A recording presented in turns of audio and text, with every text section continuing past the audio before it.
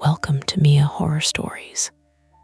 To make it easier on your eyes, this video plays against a black screen, so you can close your eyes, get comfortable, and let the story take over.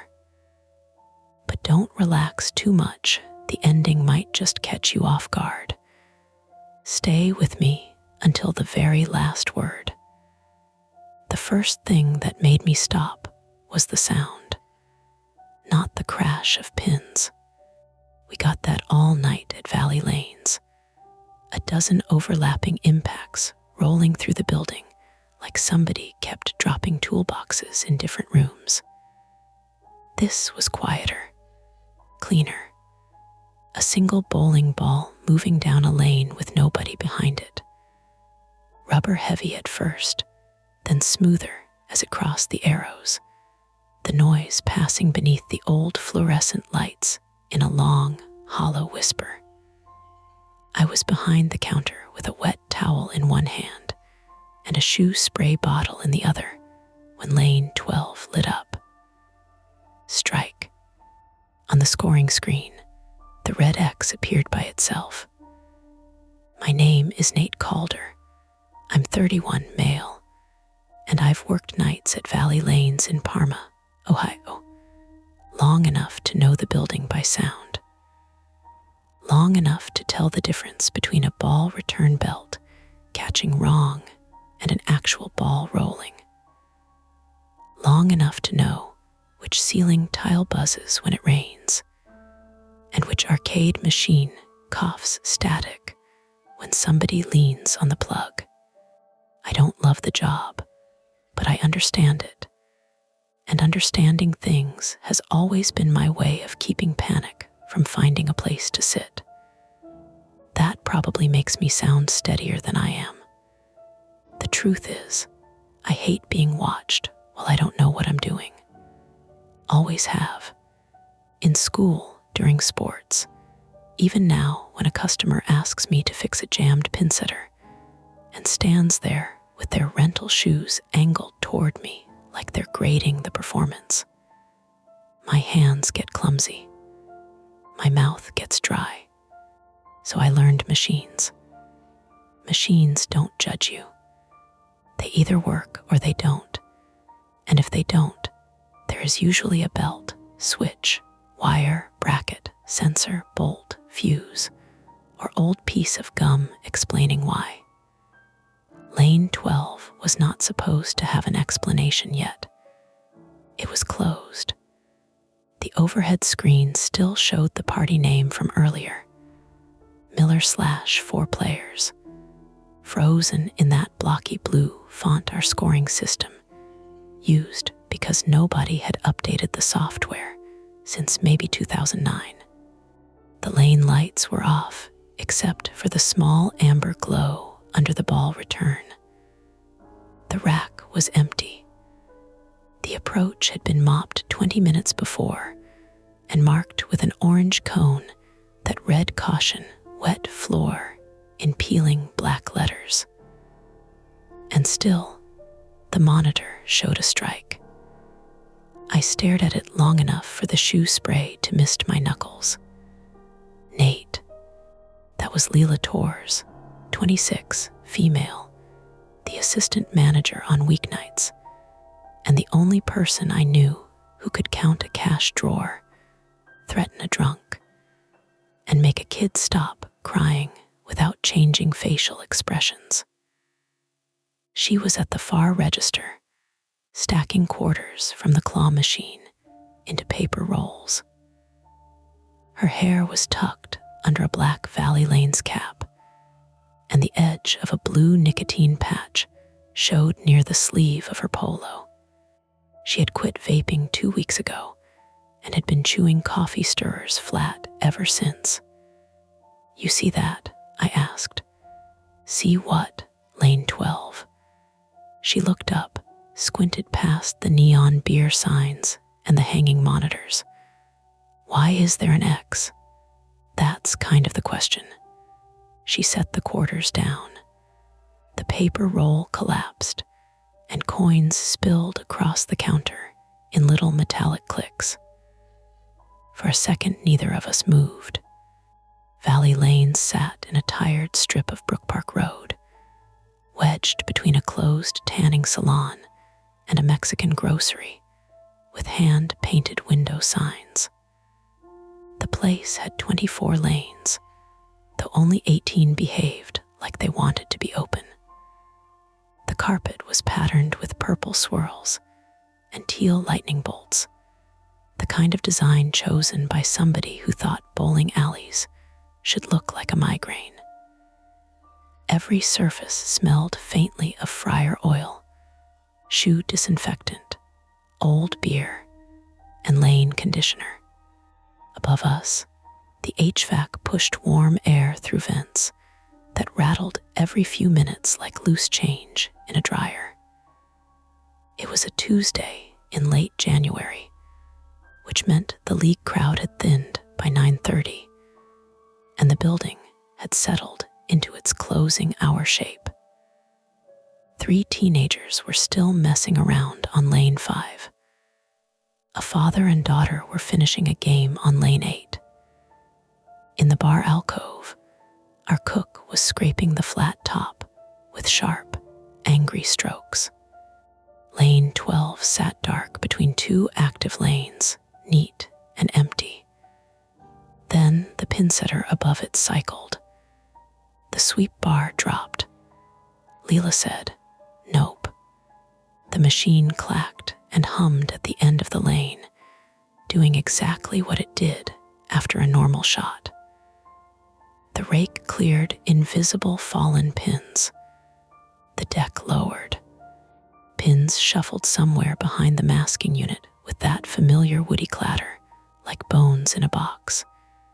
Except I hate that comparison, because pins are just laminated maple with plastic coating.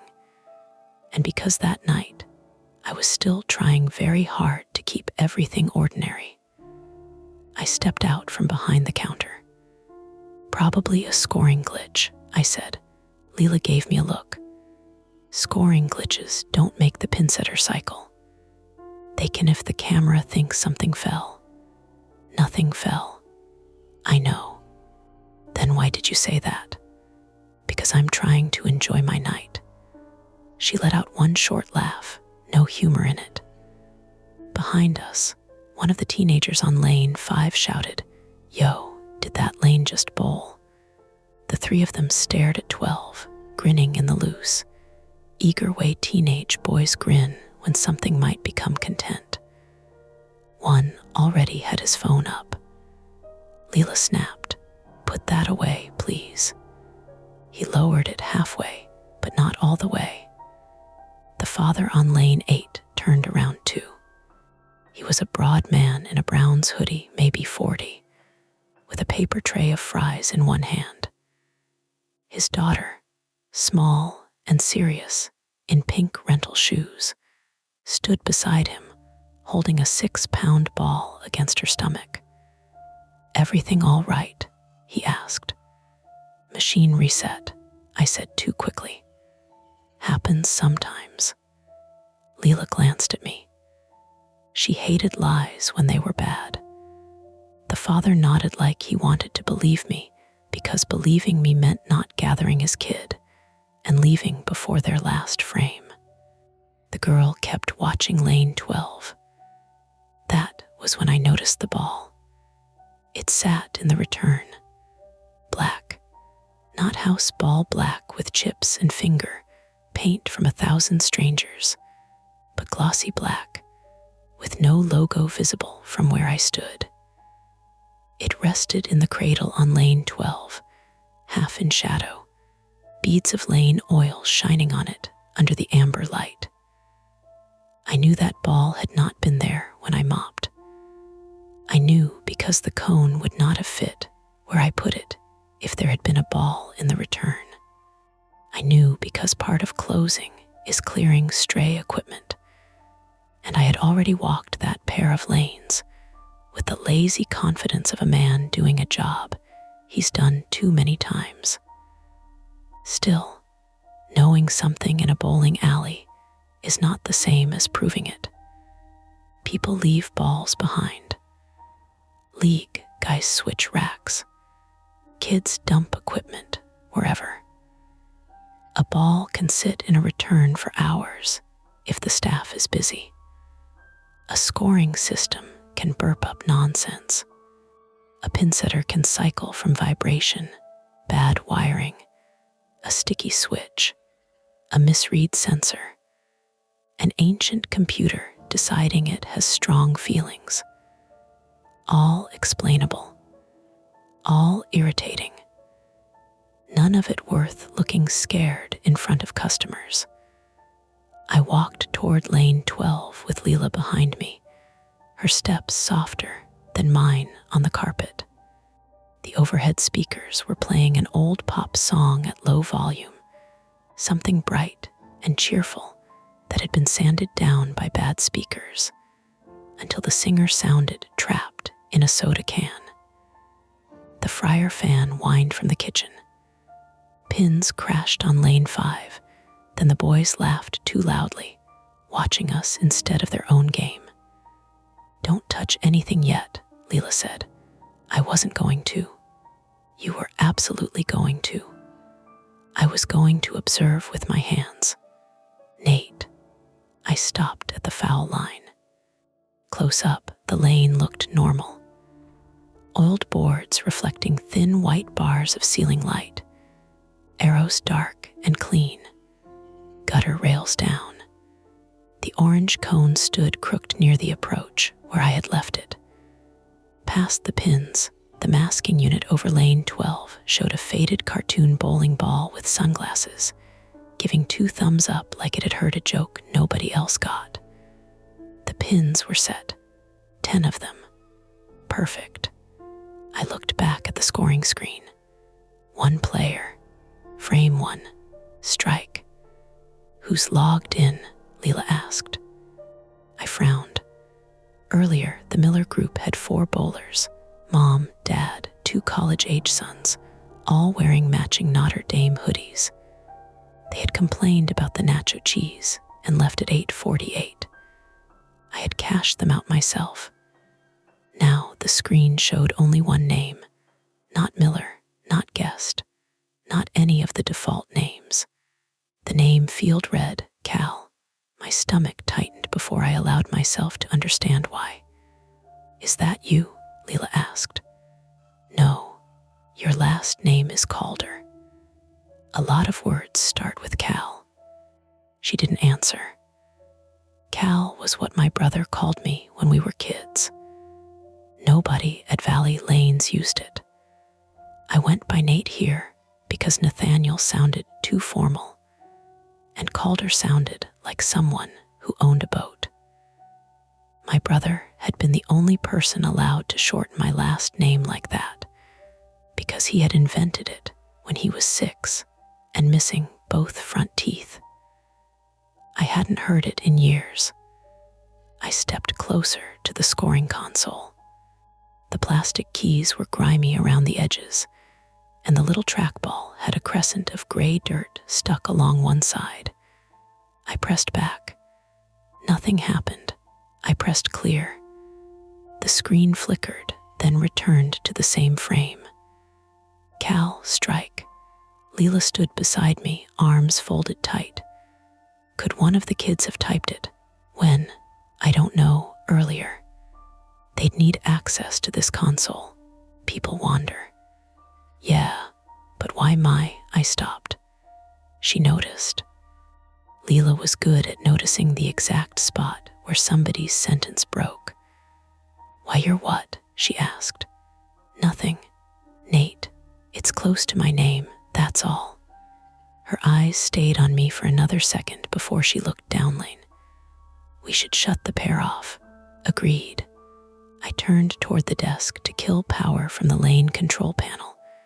But before I took 2 steps, the ball return on 12 coughed.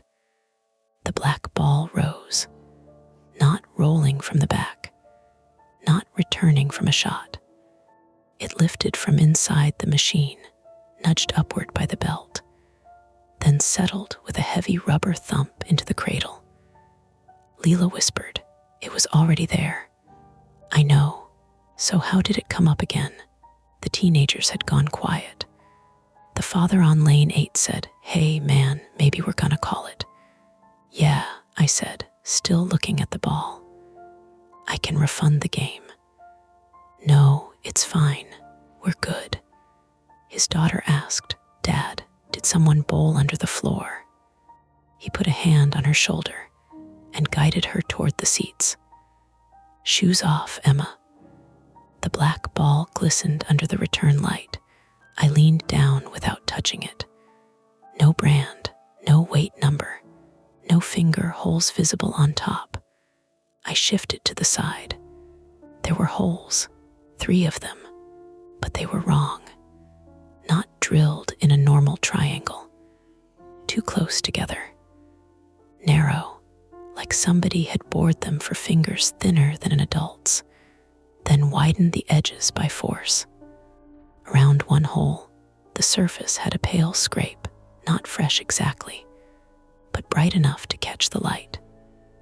Leela said, "Okay, we're done with 12. She walked quickly back toward the counter, not running, because Leela did not run where customers could see. I followed, aware of the teenagers tracking us, aware of the father and daughter changing shoes in a hurry, aware of the building's noises separating themselves into layers. The buzz of the beer cooler, the pop of the fryer, mechanical breathing of the pinsetters behind the wall. At the desk, Leela opened the lane control software on the old Dell monitor. The mouse cord had been repaired with electrical tape. She clicked lane 12. The screen lagged, then showed in use. "Of course," she muttered. "Force shutdown. I know how to do my job. I know." Her hand trembled once on the mouse. Barely. If I hadn't been standing beside her, I would have missed it. She clicked stop pair 1112. The button grayed out. A dialog box appeared. Remote override active. Neither of us spoke.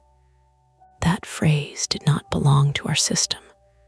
Our software was old and dumb.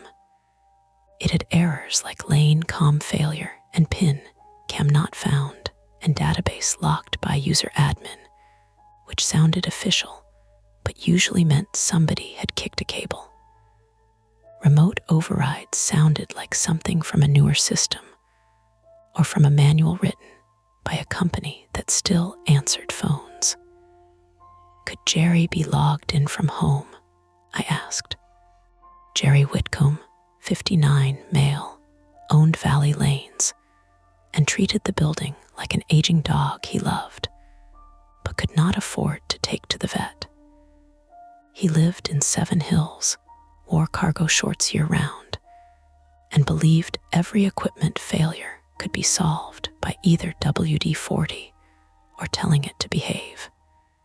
He also barely knew how to open attachments. Leela shook her head. Jerry can't remote into anything. Jerry prints emails. The kitchen door swung open behind us. Marco DeLuca, 42, male, our cook, and part-time mechanic when the real mechanic stopped answering calls, came out wiping his hands on a towel that had once been white. Marco was from Pittsburgh originally, with a voice made rough by cigarettes and hot oil.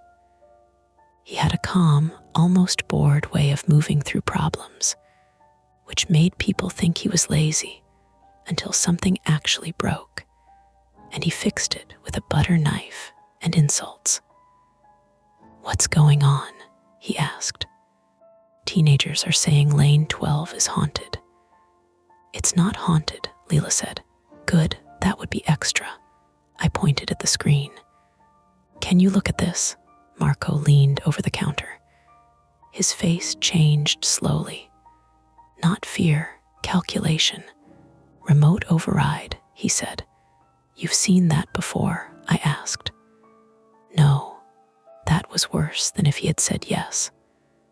From lane 12 came another sound, not the ball this time. The pin setter motor started up and then stopped, started and stopped, like someone tapping a gas pedal in an empty garage. The masking unit lights flickered. The score monitor blinked once. Then the name Cal disappeared. For half a second, the screen went blue. When it came back, it showed frame 2, empty, waiting. Leela picked up the phone at the desk and dialed Jerry. It rang on speaker because the handset cord was frayed and only worked when held at a certain angle. 1 ring, 2, 3, then voicemail. You've reached Jerry at Valley Lanes. Leave it after the beep unless you're selling insurance. Beep. Leela closed her eyes. Jerry, it's Leela. Call me now. Lane 12 is locked under some remote override and the pin setter is cycling on its own. We're shutting down the building if we can't kill it from here. She hung up. Marco was already moving toward the back hallway. I'll cut power at the machine. Wait, I said. He stopped. For what? I didn't have a good answer. That was the problem. The logical next step was to go behind the lanes, open the service door, and kill the breaker or disconnect the machine. We had done it before for jams.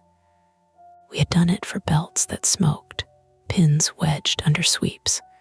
One spectacular birthday party incident involving a 6-year-old's untied scarf and a ball return that thankfully ended with screaming instead of worse. But Lane 12 had just rolled a strike with nobody bowling.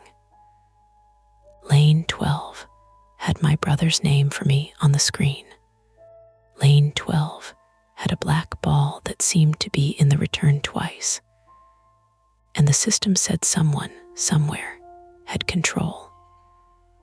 I thought of the service corridor behind the pin setters, narrow, hot, loud, and dirty, with exposed belts and concrete floors slick from old oil. I thought of Marco walking back there alone while the machine ran wrong. I thought of Leela at the counter, with customers still in the building. I thought of myself, standing in the open, being watched, pretending I had the answer because I was the guy with the keys. The teenagers on Lane 5 had stopped bowling completely now. One whispered, "Dude, do it again." "Game S over," Leela called.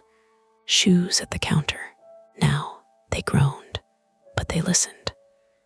Mostly. The father and daughter were already leaving.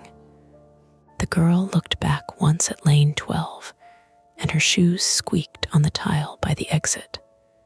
The door opened, letting in a strip of hard winter air and the distant hiss of traffic on wet pavement. Then it shut. The building seemed bigger with fewer people in it. Marco looked from me to Leela. "I can cut it. Not alone," she said. "I'm not asking for permission. You're getting it anyway." She grabbed the ring of service keys from beneath the register.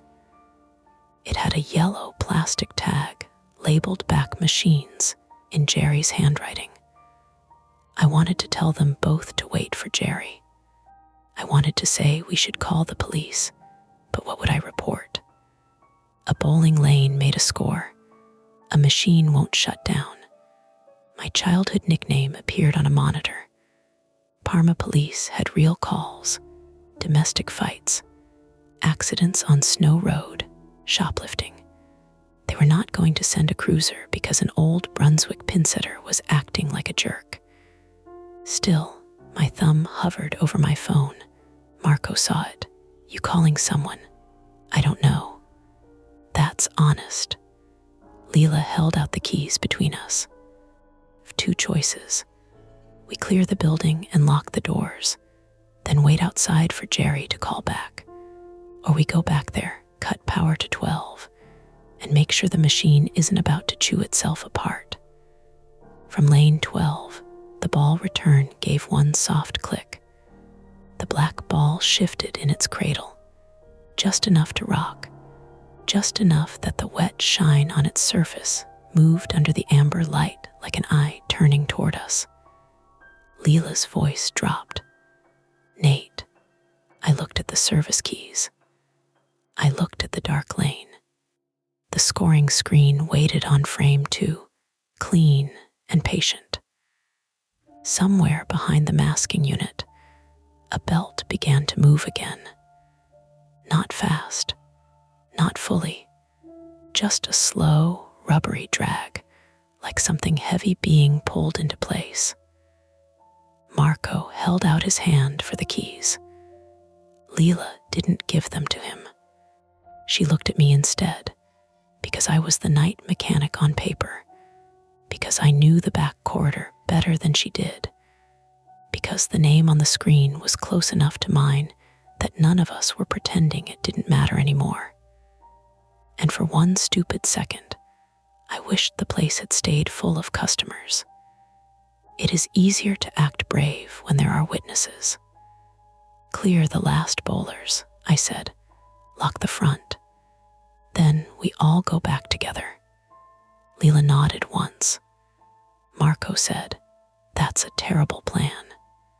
"Yeah," I said, "but it's the one with fewer ways to lose a hand." The machine behind lane 12 clacked again. One pin dropped. Only one. It struck the deck with a dry wooden knock that carried all the way to the counter. We stood there listening to it wobble, settle, and stop. Then Leela closed her fist around the keys. By the time Leela got the last customers out, lane 12 had knocked down 3 more pins without rolling anything. Not all at once. Not dramatic. One pin would drop, and the machine would pause like it was thinking. Then another. Then another. Each time, the sound came from behind the masking unit, that dry wooden tap traveling across the empty lanes, small enough to be ignored if you were busy, clear enough to make every part of me pay attention. The teenage boys complained all the way to the counter. "We paid for an hour," one said, holding his bowling shoes by the laces like dead fish. "You got 48 minutes, Leela said, already opening the register. "That's not an hour. That's why I'm refunding you. Can we just stay and watch?" "No." "Is someone back there?" "No." "Then why is it shoes on the counter?" she said. He looked at me, maybe expecting the softer employee to step in. I didn't. I was staring past him at lane 12, where the scoring monitor still waited on frame 2. Cal. No ball thrown. 3 pins down now, according to the graphic. Marco stood near the service hallway with a flashlight in one hand and a flathead screwdriver in the other, though I had no idea why he had chosen the screwdriver. Comfort, probably. People like something in their hands when a normal room stops behaving normally. "Doors locked," he said. "It's supposed to be," Leela replied. From the inside, that made her turn. The back service door was at the far end of the arcade, past the prize counter, and the dead racing game with a handwritten out-of-order / "Don't steal the steering wheel" sign taped to it. The door itself was gray metal, dented at knee height, with a small rectangular wire glass window. It led into the machine corridor behind lanes 1 through 24. That door only locked from our side. Marco tried the handle again. It moved down a 1/4 inch, then stopped with a hard metal bite. Leela walked over with the service keys. "Move," he moved. She put the key in, twisted, frowned, twisted again. "It's jammed." "Not jammed," Marco said. "Latched." "That's not possible." "Cool, add it to the list." I came around the counter with the phone still in my hand. Jerry hadn't called back. I I had called him twice more, then sent a text that looked ridiculous after I typed it. Lane 12 stuck active. Remote override message. Back door jammed. Call ASAP. There was no version of that text that didn't sound like I'd been drinking Lane oil. The last teenager took his refund and lingered by the door until Leela pointed at the parking lot. Out, he lifted both hands. Fine damn. The front door opened again. Cold came in, sharp and wet, carrying the smell of road salt and exhaust. The boys jogged toward an old Honda under the lot lights, their laughter thinned by distance. Then the door closed and locked behind them with a click that felt bigger than it should have. Valley lanes went quiet in a way it rarely did while powered on. Not silent, never silent. The soda cooler hummed. A fluorescent tube buzzed above lane 3. Somewhere in the ceiling, air moved through ductwork with a papery rattle. The fryer, cooling down in the kitchen, made little ticking sounds as the metal contracted. Behind lane 12, another pin dropped. Knock. Leela flinched, just her shoulders. Then she pretended she hadn't. Marco said, "We need to kill the main." "We can't just kill the main," she said. "Watch me. The alarm system will throw a fault. The coolers will go off. The POS may not come back up right. And if Jerry sees, we hard killed everything without checking. If Jerry sees a pinsetter eat somebody's fingers, he'll wish we killed the main. It's not going to eat anybody's fingers if nobody goes near it." Marco pointed toward lane 12 with the screwdriver. "It's cycling by itself. That's why we need the service corridor, which is locked." "I am aware, Marco." Their voices were still normal volume, but the edges were getting rough. That happens fast after closing. People who can hold themselves together in front of customers start spending all the patience they saved. I stepped between them because that's what I always did when machines or people started going wrong. "There's the outside access." Leela looked at me. "The rear door, yeah." Marco shook his head. "Snowbanks against it." "Not fully. You been out there?" "No." "Then how do you know?" "Because I took trash out at 7. It's 10 now." "Okay, then maybe the snowbank developed a personality." Leela rubbed both hands over her face. "Don't start." We had a rear access door behind the building, directly into the service corridor. It was supposed to be for deliveries and fire exit compliance, but mostly it got used by smokers, raccoons, and Jerry when he wanted to avoid customers. In winter, the plow shoved snow against that side of the building and made it almost useless unless somebody remembered to clear it. Nobody had remembered. I checked my phone again. No reply from Jerry. Then I noticed something else. "No signal," I said. Leela looked up. "What?" "My phone. I had 2 bars earlier." Marco pulled his out. "I've got one." Leela checked hers. "Wi-Fi's still up." She tapped the screen, tried to call Jerry again through Wi-Fi calling, and held the phone to her ear. We all listened to nothing. No ringing, no voicemail, just a dead air hiss, low and digital. She lowered it slowly. "Internet, not up," she said. "The router says it is," Marco replied. "I don't care what the router says." The office computer behind the counter chose that moment to beep. Not the register. The old Dell running the lane system. A notification box had appeared over the control software. Pair 1112 maintenance window. 14 minutes remaining under that. A progress bar sat at maybe 10%. I leaned leaned closer. Maintenance window, Leela came back fast.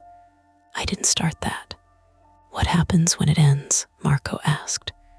Neither of us answered because neither of us knew.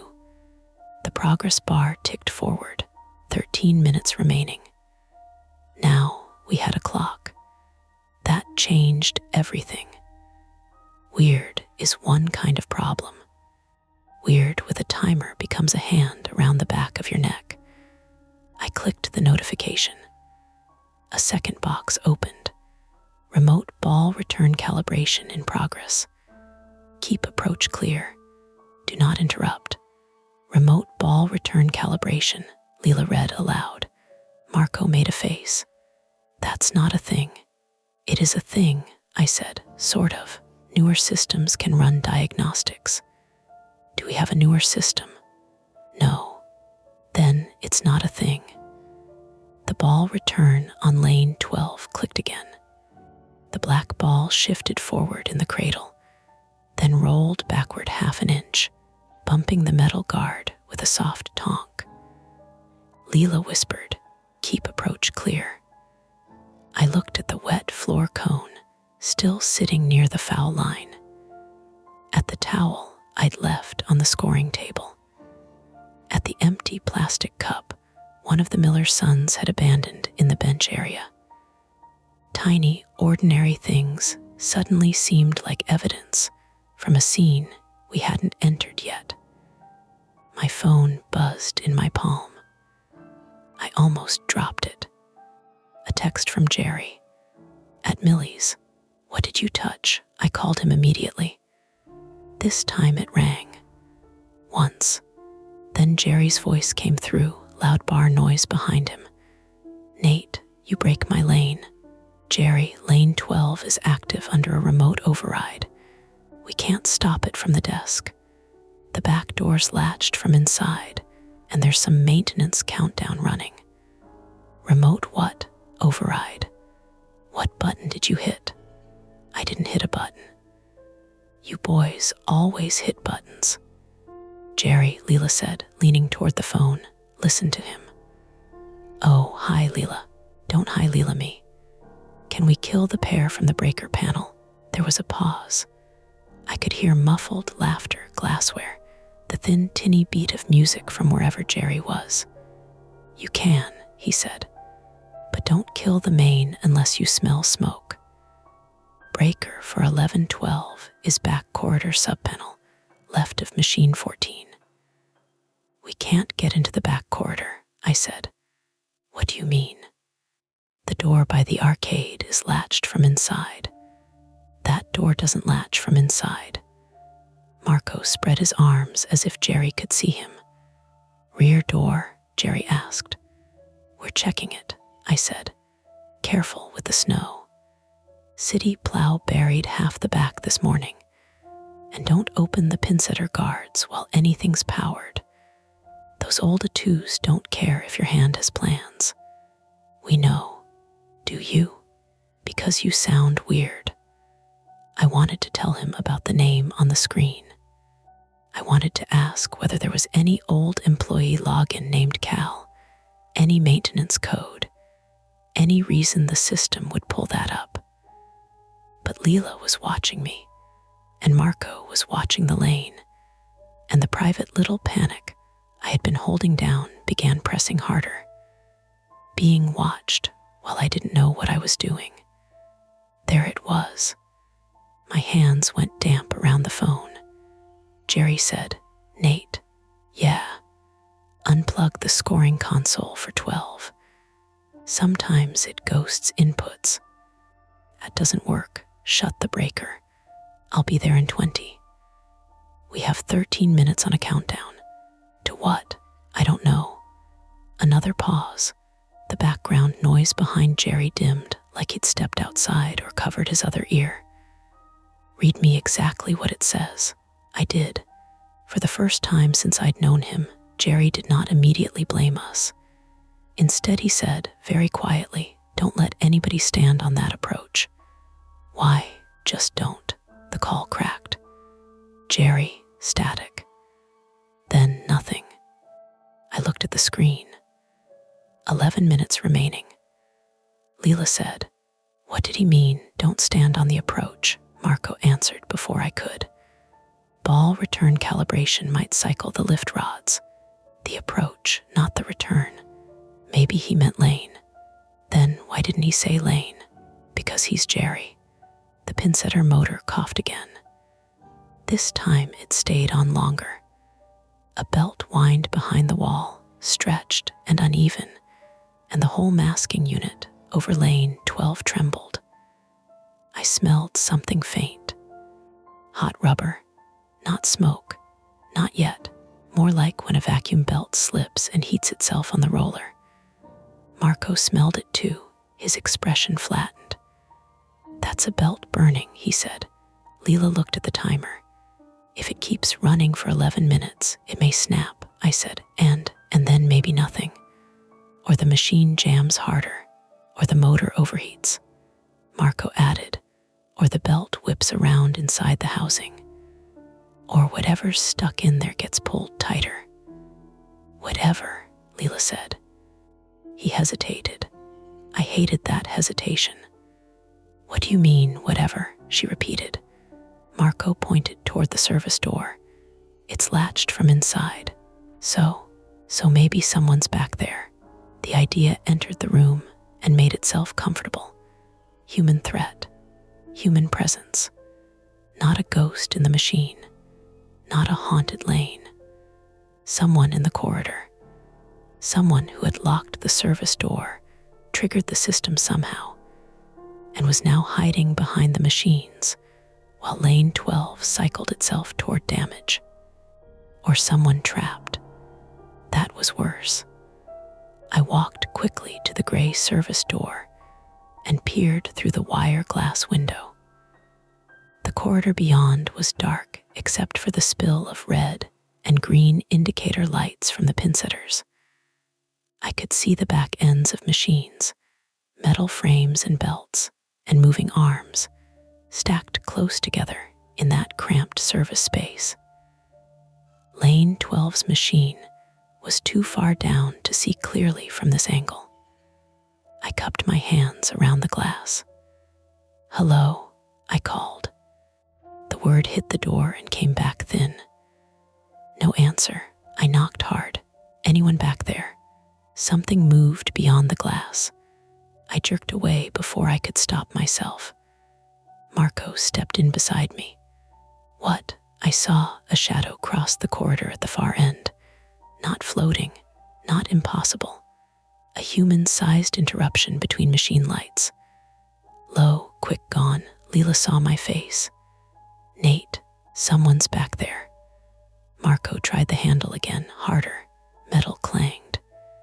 "Hey, open the door." No response. Timer on the counter computer beeped. 10 minutes remaining.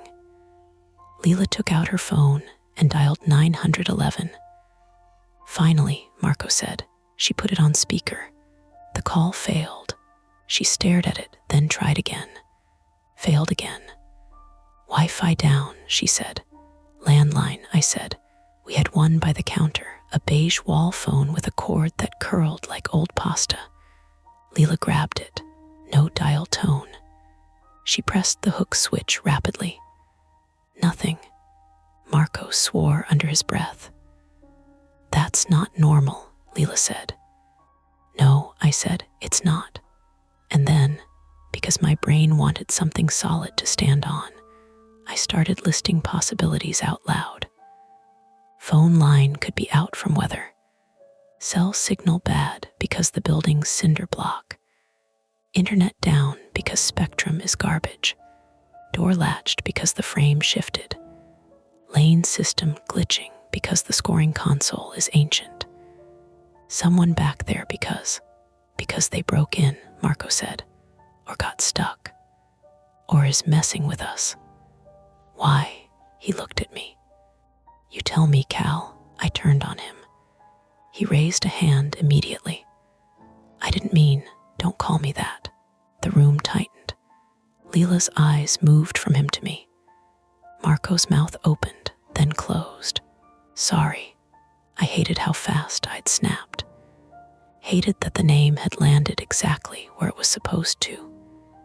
Hated that some part of me wanted to explain my brother to them right there beside the shoe racks, as if that would make the screen less ugly.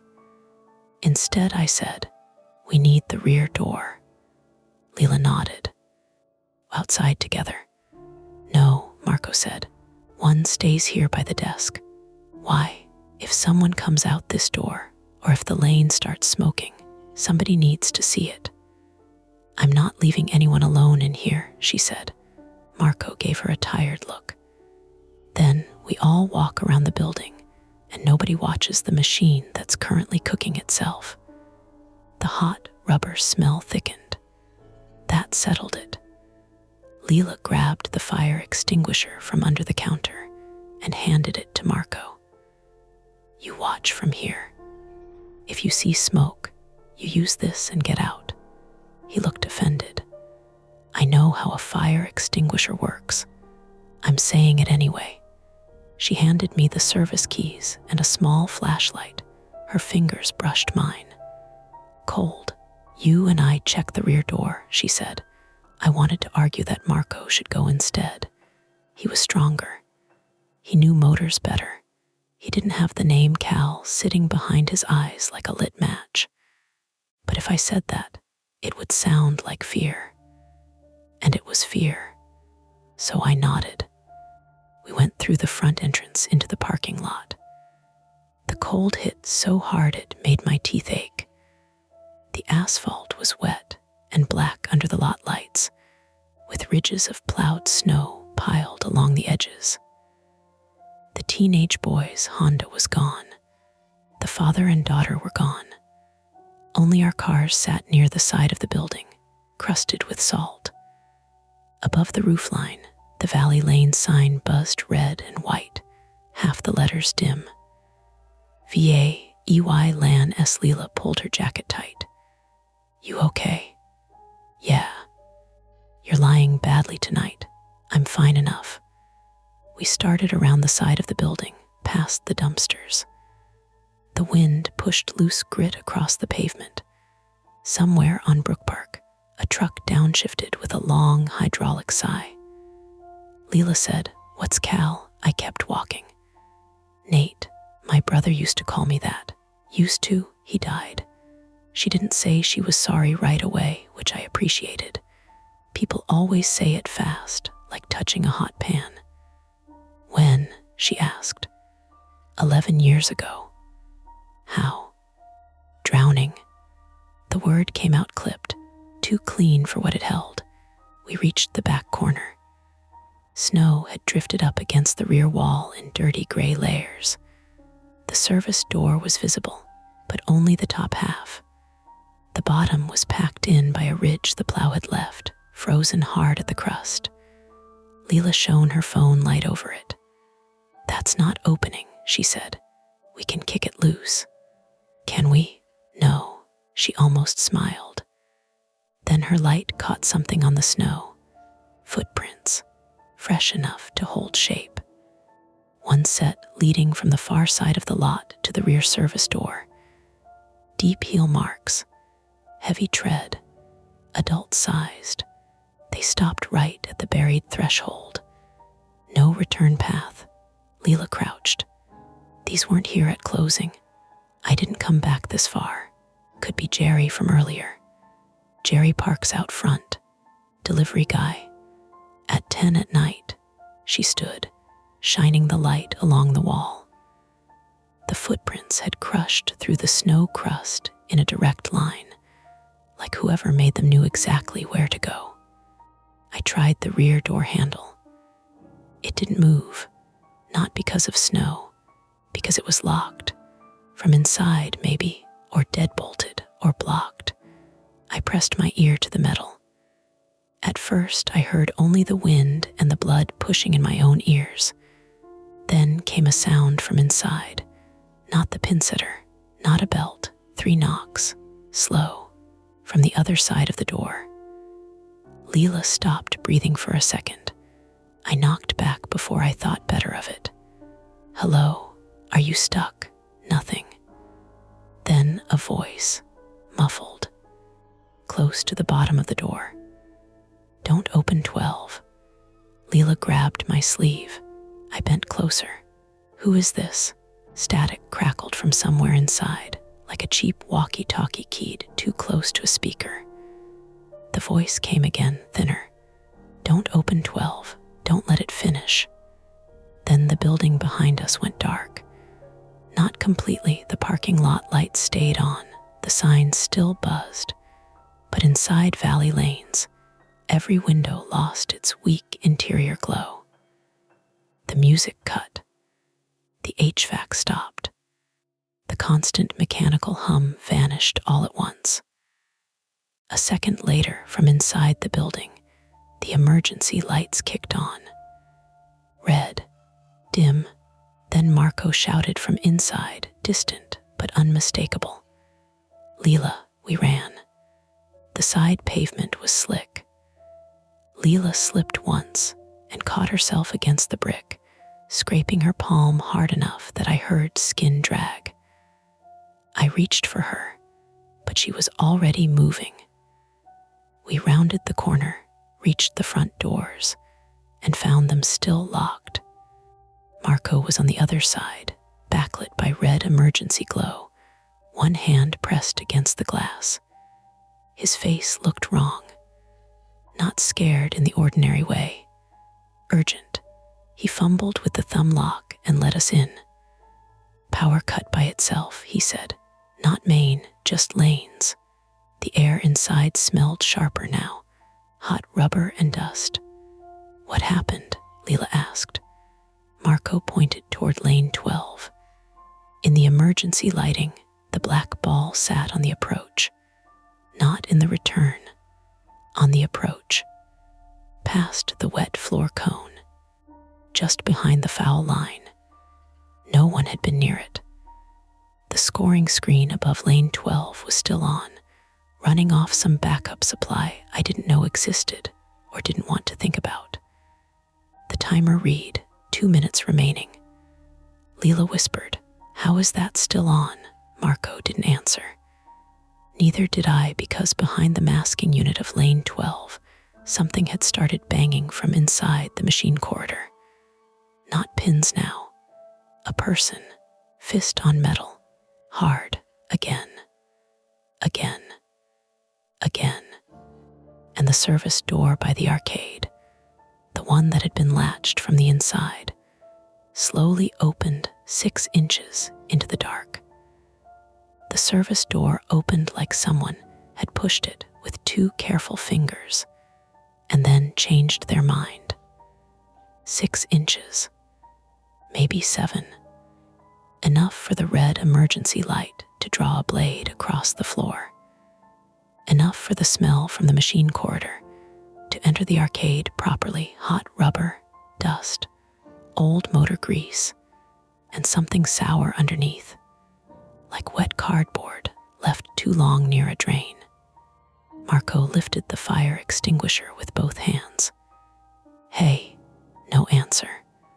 The door stayed where it was, hanging partly open beside the dead racing game, its wire glass window reflecting the emergency lights in broken red rectangles. I could map the whole building in my head from where we stood. Front doors behind us, counter and shoe racks to the left, lanes stretching out to the right, 24 long strips pointed toward the dark masking units. Arcade ahead left, service door beyond the arcade. Behind that door, a narrow corridor ran the full width of the building behind the pin setters, with machines on one side and the back wall on the other. Lane 12's machine would be nearly centered in that corridor, behind the cartoon bowling ball with sunglasses. And somewhere back there, someone had been knocking. Leela wiped her scraped palm on her pants and hissed through her teeth. The skin below her thumb had peeled open in a shallow, ugly crescent, already glossy with blood. "You're bleeding," I said. "I noticed." Marco said. We leave. The timer above lane 12 blinked. 1 minute remaining. Leela looked from the screen to the open service door. If there's someone back there, we can't leave them. If there's someone back there, they just open the door, Marco said. They can leave. Maybe they can't. The banging came again. 3 hits from behind lane 12. Metal shuddered inside the wall. Then a voice, muffled by machinery and distance. Help. It was quick. Raw, human. Not the thin voice from outside the rear door. This was closer, inside the building, somewhere behind the pinsetter deck. Leela started moving before either of us agreed. I caught up to her at the arcade carpet, where the pattern changed from lightning bolts to black square sticky with old soda. Wait, I said. She rounded on me. You heard that? Yeah, I also see the timer. We are not standing here while someone is trapped in the machines. I'm saying we do it right. Marco shoved the extinguisher against my chest. Right is not dying for a bowling alley. The service door gave a small metallic pop. We all froze. The latch had fully released. The door drifted another inch open. From inside came the clack, clack, clack of a chain moving over metal. Lane 12's scoring monitor flashed. Calibration complete. Then, beneath it, load test beginning. The black ball on the approach trembled. Not rolled, trembled. The floor under it vibrated, with the machine waking up behind the wall. Move, I said. We entered the service corridor in a line. Me first with the flashlight and keys. Leela behind me, with her injured hand tucked against her shirt. Marco last, with the extinguisher. The corridor felt smaller than I remembered. Emergency lights glowed from battery packs, mounted near the ceiling every 30 feet, making the machines look skinned and red. To our right, the backs of the pinsetters formed a long ribcage of steel arms, belts, wheels, and guards. To our left, the cinder block wall ran toward the rear door, its lower half stained from years of snowmelt. The sound was worse inside. Lane 12's machine was running hard while the others sat dead. Its motor whined in pulses. A belt slapped irregularly. Something scraped with a rhythm that got into my teeth. Stay against the wall, I said. No kidding, Marco muttered. We passed lane 24's rear assembly first, then 23, 22, working backward along the building toward the middle. Each machine had its lane number painted in white on the frame. Dust lay thick on the crossbars. A dead moth stuck to a grease patch near lane 19. The smell sharpened as we moved toward 12. At lane 16, Leela stopped. Listen, I stopped. Beneath the motor noise, there was a small sound behind us. Tap, tap, tap. Marco turned too fast and bumped a hanging cable with his shoulder. He cursed. The cable swung, and its plastic tag scratched against the metal frame. Tap, tap, tap. My flashlight found the source on the floor near lane 18. A loose plastic zip tie attached to a cable bundle, flicking against the side of a machine each time the ventilation fan pushed air through the corridor. For 2 seconds, it had sounded exactly like fingernails. Leela let out a breath that became a shaky laugh halfway through. Okay. Marco said, great. The building is doing sound design. That was the misdirection, though none of us had the distance to appreciate it yet. A zip tie, airflow, plastic on metal. Normal, stupid, explainable. And still my heart beat like I'd run there from Cleveland. We reached lane 12. The machine shook inside its frame. The rear guard was closed, but the latch was bent outward. The belt on the ball lift was running, dragging black rubber over a roller that clearly wasn't turning properly. The friction made a burnt smell so thick I tasted it. Under the machine, wedged partly behind the pit cushion, was a gray sweatshirt sleeve. Leela saw it and made a small, broken sound. "Someone's in there," she said. I dropped to one knee, staying clear of the moving belt. The concrete was gritty and cold through my pants. "Hello," I shouted. "Can you hear me?" A cough answered from inside the machine. Then, "Please," male voice. Young, close. Marco leaned over my shoulder. "Where are you?" Under the back. My arms stuck. Leela crouched beside me, face pale under red light. "What's your name?" "Tyler. Tyler, we're staff. We're going to get you out." No, don't open it all the way. Don't let the ball lift jerked. The whole machine slammed once, hard enough that Leela fell backward onto her injured palm. She cried out. I grabbed her elbow and pulled her away as the belt squealed, hot and high. Marco aimed the extinguisher nozzle toward the motor. "I can blast it." "No," I said. "Not unless there's flame. You'll blind us and make it slick. Better than fire. Give me 10 seconds. "I don't think we have 10 seconds. I found the disconnect box mounted on the wall just past lane 12, where Jerry said the sub panel should be. It had a red switch handle. I pulled it down. Nothing happened. Lane 12 kept running. For a second, I just stared at the switch in my hand, as if I had performed a trick wrong. Marco said, "Tell me you didn't just do what I think." I cut the local disconnect. The motor whined louder. Leela looked at the wall box. "Then why is it still powered?" I opened the panel below it with the key. Inside, the wires were there, but 2 had been bypassed with fresh-looking orange extension cord, the kind used outdoors. It ran from the machine along the wall, then disappeared behind a stack of spare pin crates. Marco saw it too. Someone jumped power. That fact landed hard. This was not just a glitch. Not just old equipment acting haunted because we were tired and the building was ugly. Someone had fed power into lane 12 from somewhere else. I followed the orange cord with my flashlight.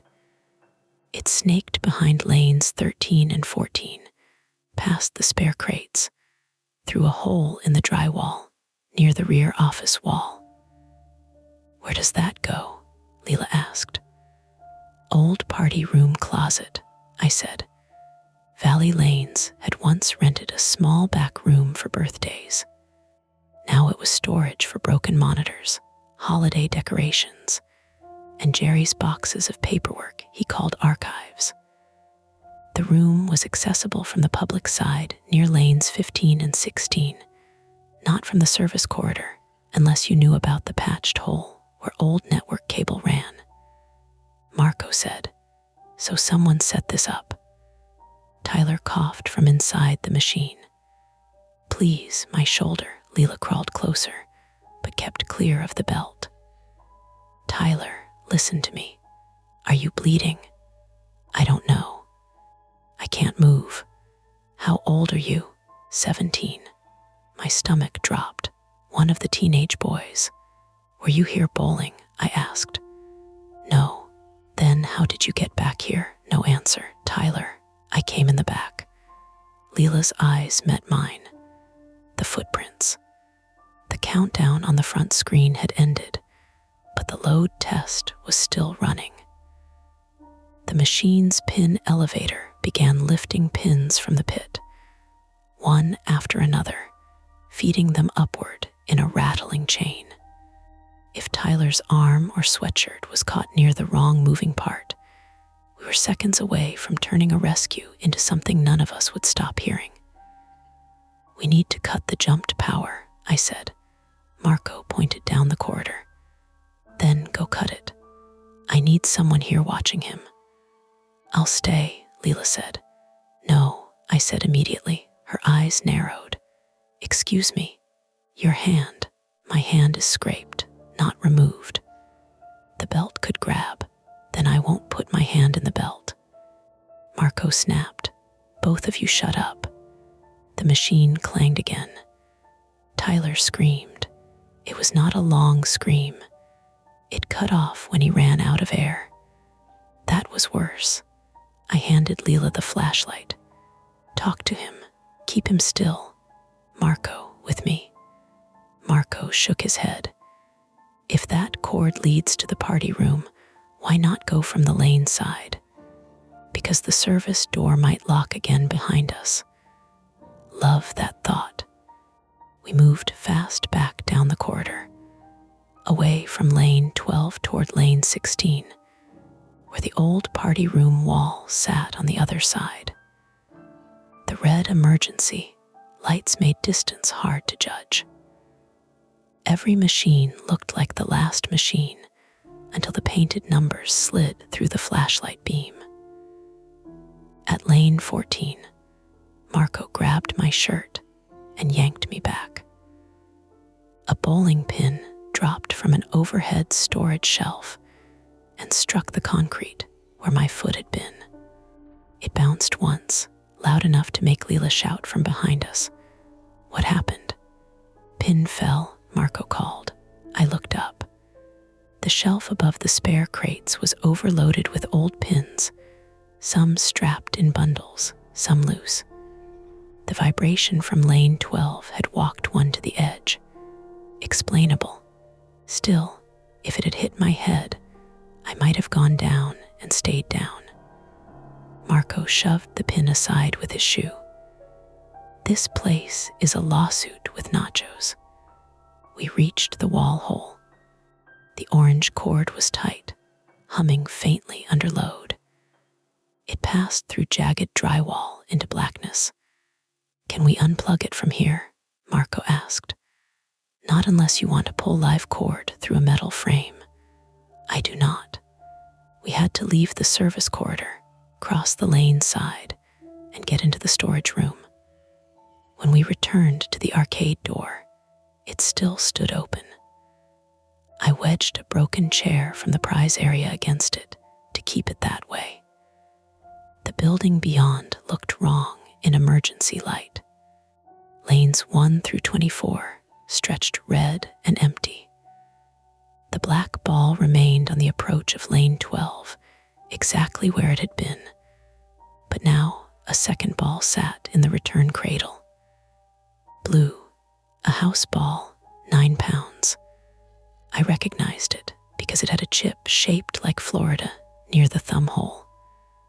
"That wasn't there," Marco said. "No. Can we not do this part right now?" Agreed. We crossed behind the scoring tables, staying off the approaches like Jerry had warned. The party room door was between lane 15's seating area and the vending machines. It had a paper pumpkin taped to it from Halloween, curled at the edges. I unlocked it with the service key. Inside, the air was stale and cold.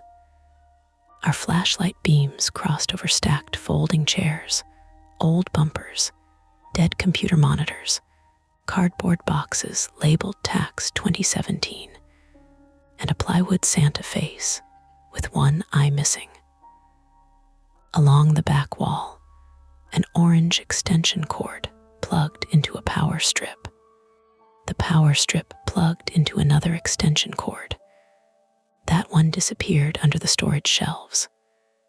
Marco whispered, "That is a fire waiting for permission."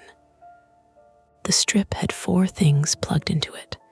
The orange cord feeding lane 12, a small black router with 2 antennas, a laptop charger, and a gray box with no label except a strip of masking tape marked 12. The laptop sat half open on a folding chair. Its screen was on. Remote control interface filled the display, plain white and blue, with status readouts for lane 12.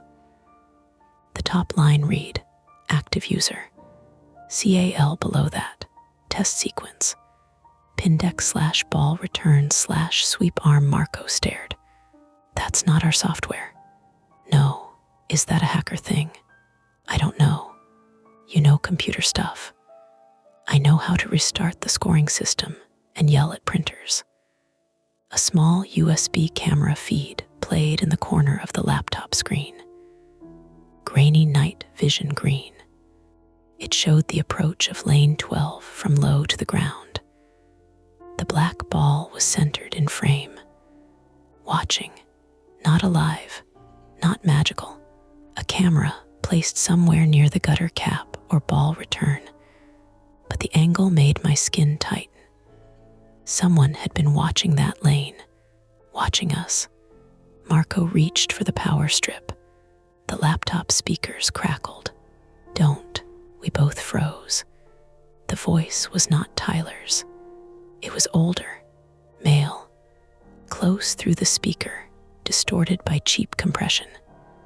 Marco lifted the extinguisher like he might hit the laptop with it. I leaned toward the screen. Who are you? Static, then. If you cut power, the kid loses his arm. Marco mouthed, kid. My throat tightened. What do you want? You should have opened 12 when you were told. We don't know what that means. A pause. Then a soft laugh, almost buried under static. You will, Marco whispered. Pull it. I whispered back. He says Tyler. He is lying. You don't know that. He is talking through a laptop in a storage room after wiring a death trap. I'm comfortable assuming he's not big on truth. From the corridor, Leela shouted, Nate, I need you now. On the laptop, the test sequence changed. Sweep arm. Engage a mechanical crash came from lane 12. Tyler screamed again. I grabbed the orange cord at the strip. The voice barked, don't. I hesitated. That hesitation was my flaw made physical. The old fear of choosing wrong while someone watched. The fear of making my hands responsible. If I pulled it and Tyler's arm was crushed, that was mine. If I didn't pull it and the machine dragged him deeper, that was mine too. Marco made the choice. He slammed the extinguisher down on the power strip. Plastic cracked. Sparks spat blue-white against the concrete floor. The storage room went dark except for our flashlights. The machinery stopped. For one clean second, the building held still. Then every emergency light in the bowling alley died. Darkness dropped over us, complete and heavy. Leela shouted from the corridor. Not words, just my name. We ran by flashlight, tripping through the party room door, across the seating area, past the dead monitors. My shoulder clipped a scoring table and sent a plastic cup skittering. Marco cursed behind me, limping now, maybe from the sparks, or the chair leg, or just the building taking pieces from all of us. At the arcade service door, the chair wedge had fallen. The door was closed. I slammed into it and nearly bounced back. Leela, I shouted. From the other side, Nate. She was inside the service corridor with Tyler and the machine. We were outside. I shoved the key into the lock. My hand shook so badly the metal scraped around the cylinder. Move, Marco said. I've got it. You don't. I've got it. The key turned. The door opened. A wave of hot, dead machine smell rolled out. We pushed inside. Flashlight beam found Leela on the concrete beside lane 12, one hand gripping Tyler's wrist where it emerged from beneath the pin setter. Her scraped palm had reopened, blood running down to her wrist. Her face was wet with sweat. "He's pinned by his hoodie," she said. "Not his arm, his hoodie. But I can't get the fabric loose." Tyler was half under the rear frame, twisted on his side, face gray with dust and panic. He was skinny, white, 17 like he'd said, wearing jeans and one sneaker. His other foot was bare, except for a black sock soaked from snowmelt. His right sleeve was pulled tight into the belt assembly, trapping him by the shoulder fabric. His arm looked bruised, but still whole. A partial win. A new fact. A tighter trap. "Cut the hoodie," Marco said. "With what?" Leela said. "Pocket knife, my keys." "Front right pocket." I dug into her pocket with fumbling apologies neither of us had time for, found a tiny folding knife, and snapped it open. The blade was barely 2 inches, dull from opening boxes. I slid close to Tyler, keeping my body outside the frame. "Don't move," I told him. "I'm not trying to." The fabric was wound tight around a roller. I sawed at it. Threads popped one by one. Marco held the flashlight over my shoulder. Leela kept Tyler's wrist steady. The hoodie tore free. Tyler came backwards so suddenly we all fell into each other. He sobbed once, then clamped his mouth shut like he was embarrassed. "Can you stand?" Leela asked. "I think, then stand." He couldn't. His knees folded. Marco caught him under the arms, grunting. That was when we heard the front door alarm chirp, one beep, then another. Someone had opened the front entrance. We all looked down the corridor toward the arcade door. A flashlight moved out on the lane side. "Not ours," Marco whispered. "Jerry." The beam swept across lanes 8, 9, 10. Slow, searching. Then it stopped on lane 12. Tyler made a sound so small it barely reached us. "No," he whispered. Leela gripped his shoulder. "Who is that?" Tyler shook his head hard. "We have to go. Who is it?" The flashlight outside clicked off. The building went black again except for our beams. Somewhere near the front counter, a man's voice called out, calm and almost friendly. "Cal, not Nate, not anyone. Cal, the way my brother used to say it." Tyler grabbed my sleeve with his good hand. His fingernails dug through the fabric. "He said you'd come back here," he whispered. "He said you always would." Behind us, at the far end of the service corridor, the rear door opened with a grind of snow and metal. Cold air rushed in from outside. Ahead of us, the arcade service door slammed shut. The sound cracked through the corridor. Then came the unmistakable scrape of something heavy being dragged in front of it from the lane side.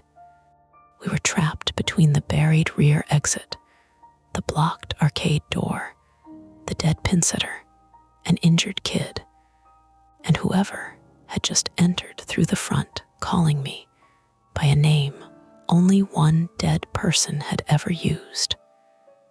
There was no waiting for Jerry now. No standing outside. No pretending this was a machine problem. Leela lifted the tiny knife in her bleeding hand. Marco raised the empty fire extinguisher.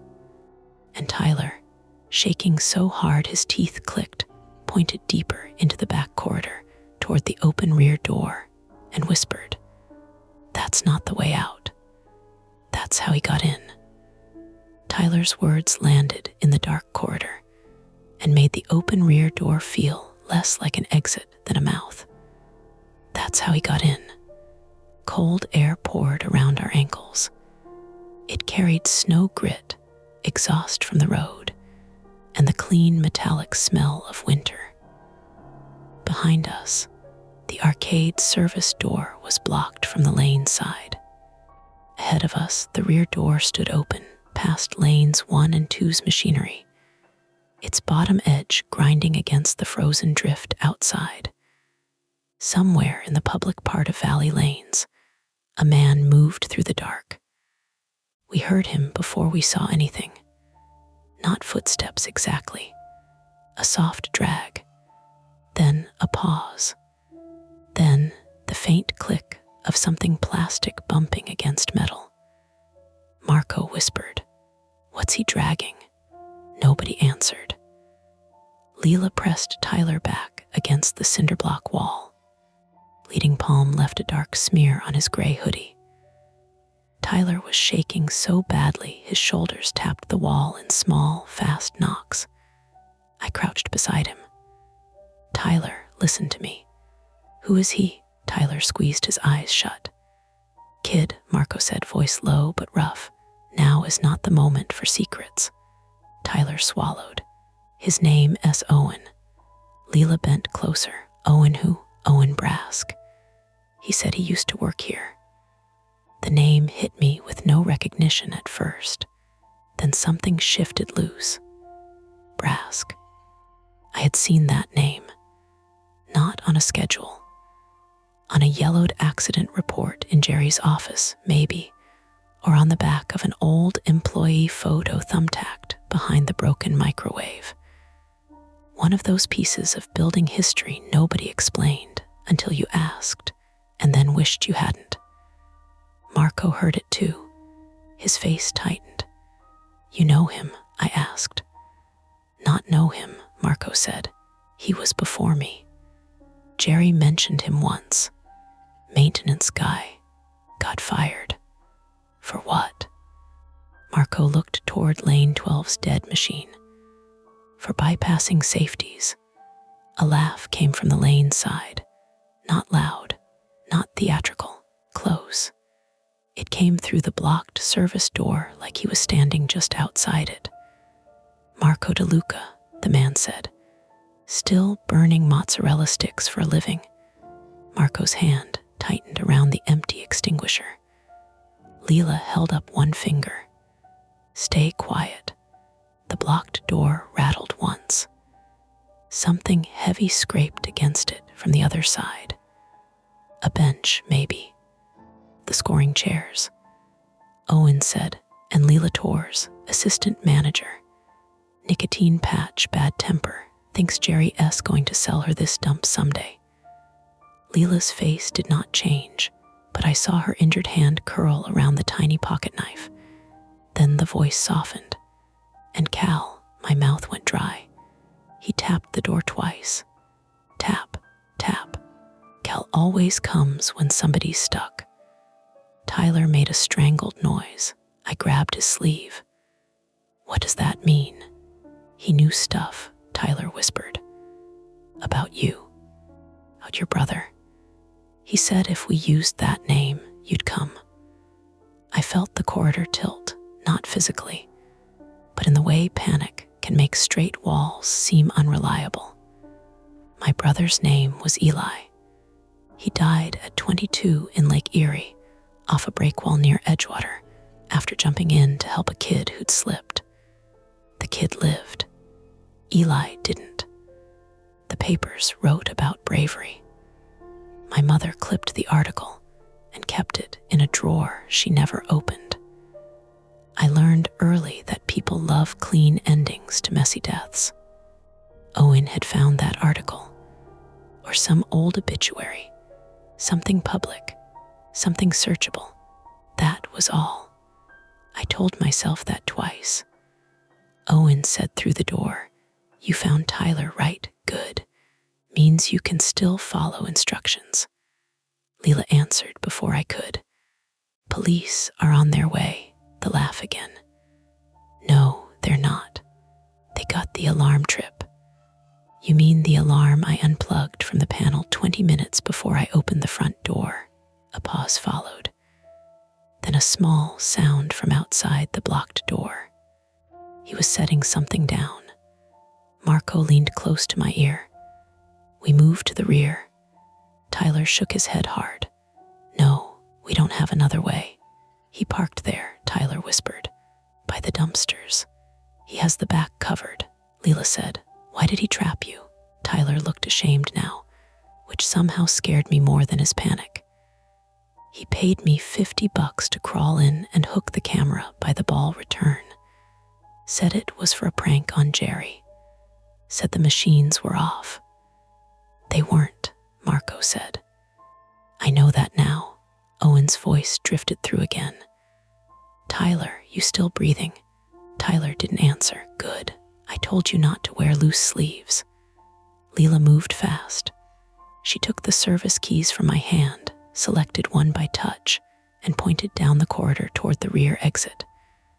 We go out together, she whispered. Left along the wall, behind the dumpsters. Get to the lot. Tyler grabbed her wrist. He has a car there. Then we don't go to the car. We get sightline to the road. Marco nodded. I'll go first. No, I said. He glared at me. This is not your hero moment. He wants me.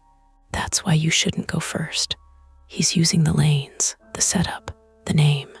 All of it is aimed at me. Leela whispered, Nate. The blocked door rattled harder. A bowling ball thudded against it from the other side. Once. Twice. The second impact dented the metal inward near the bottom. Owen had been dragging a ball. Not just any ball. I knew before I saw it. The black one. He was using the weight of it like a hammer. Marco lifted the extinguisher. That door won't hold long. A third impact struck. The chair or bench on the other side scraped. The door opened half an inch, then jammed again. We ran toward the rear, not gracefully, not cleanly. Tyler could barely put weight on his socked foot, so Marco half carried him under one arm. Leela kept one hand on the wall, leaving blood on cinder block when she stumbled. I stayed behind them with the flashlight, checking the machinery, checking the dark gaps between pin setters, checking the door behind us. We passed lane 10, lane 8, lane 6. At lane 5, Tyler slipped. His bare sock hit oil or meltwater. His knee cracked against the concrete. He sucked air through his teeth and made no other sound. Up, Marco grunted. I can't. You can. I can't. You can. The blocked door behind us banged open.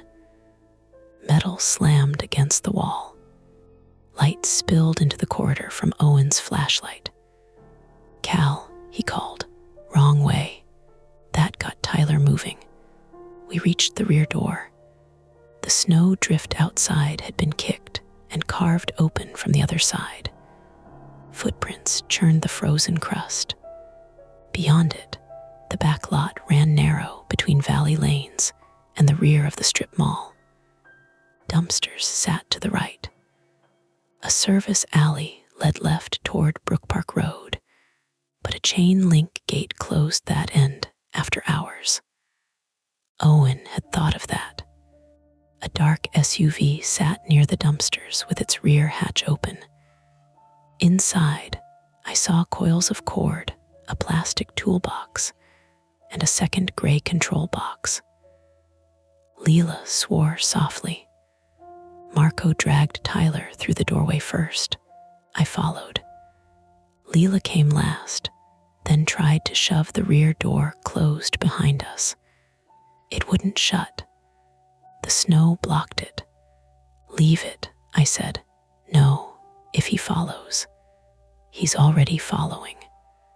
Owen appeared at the far end of the corridor inside, flashlight low, in one hand, black bowling ball tucked against his hip, in the other like he was walking to a league night.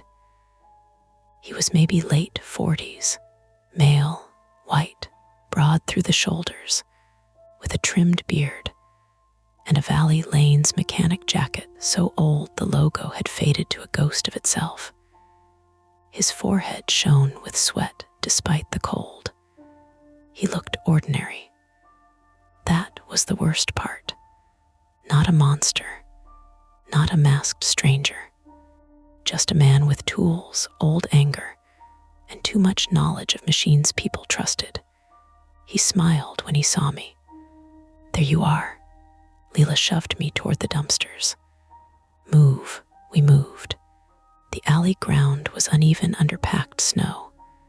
Tyler limped badly, and Marco's own gait had gone stiff from whatever he'd done to his leg in the storage room. Leela kept looking back, knife in her blood, slick hand. Owen stepped outside. He did not rush. He set the black ball down in the snow with absurd care.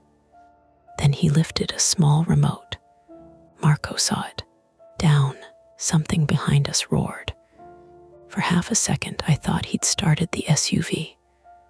Then I realized the sound came from inside the building. Lane 12's machine. The power was back, not fully, not the whole building. Just that impossible bypassed circuit coming alive again through whatever backup Owen had staged. Inside the service corridor, the pinsetter slammed into motion. A belt squealed. A chain spun. Owen said, almost conversationally, "Load test never finished." Leela shouted, "You're insane." "No," he said, "I'm owed." He clicked the remote again. The black ball at his feet did not move, but from inside the alley came a tremendous crash, then another. Pins feeding, sweep arm cycling. Ball return motor forcing itself against jammed parts. He had built a trap that could burn the place, crush a kid, and drag us back by guilt. That was the real Lane 12, not haunted, weaponized.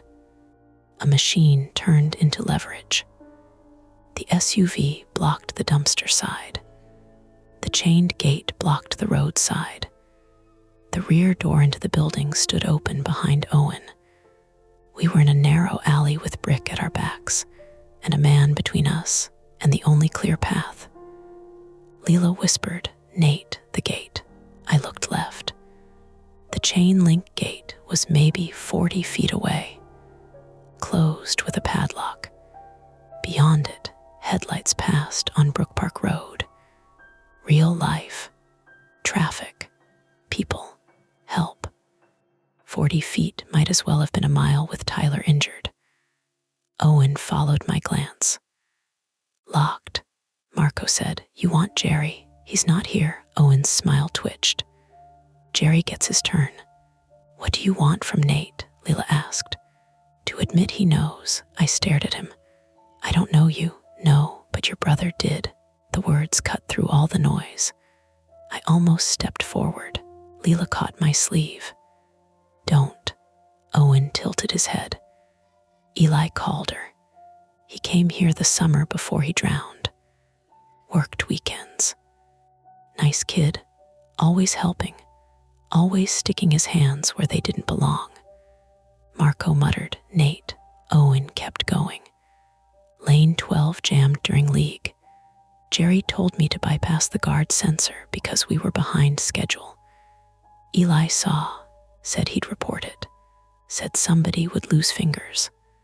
"What happened?" I asked. Owen's face hardened.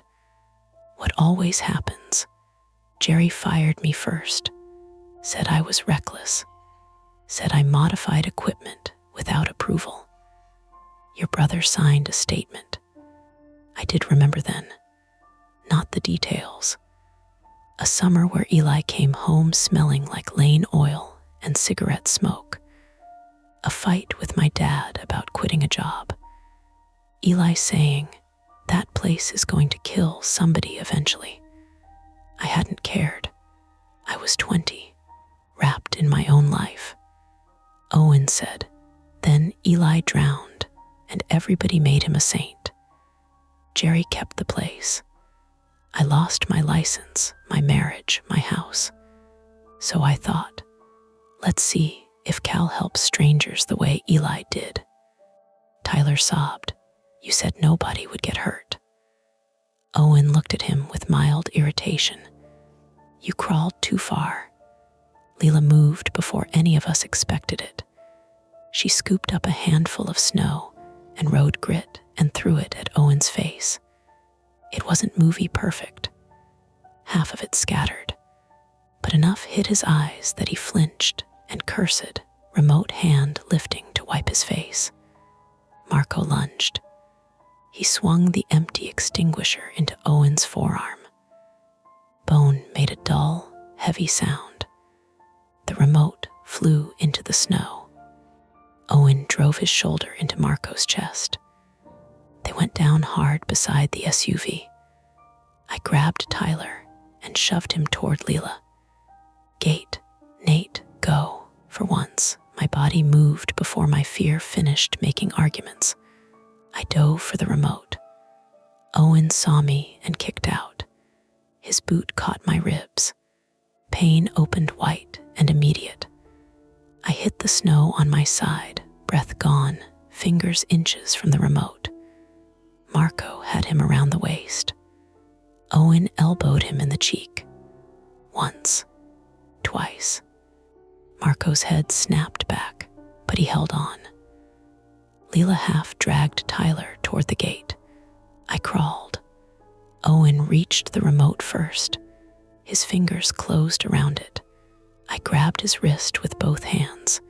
He was stronger, much stronger. His sleeve smelled like cold smoke and motor oil. He leaned over me, teeth bared.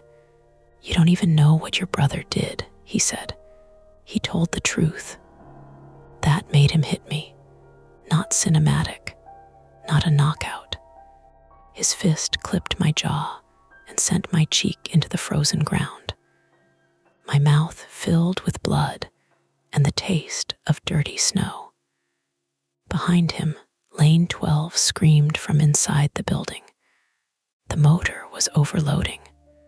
Smoke drifted out of the rear door now, thin and gray. Leela shouted from the gate, Nate, the padlock. She couldn't open it, keys. I still had them. No. Leela had taken the service keys earlier, but the gate key wasn't on that ring. It was in the office. Jerry kept it on a hook shaped like a bowling pin, because Jerry was exactly that kind of man. The trap tightened. Owen raised the remote again. I looked past him. The black bowling ball sat in the snow where he'd set it down, glossy and wrong. Heavy, finger holes narrow. A tool, maybe, a symbol. A stupid object we had treated like evidence from a ghost story. I kicked it, not far. My boot hit it awkwardly, sending pain up my shin.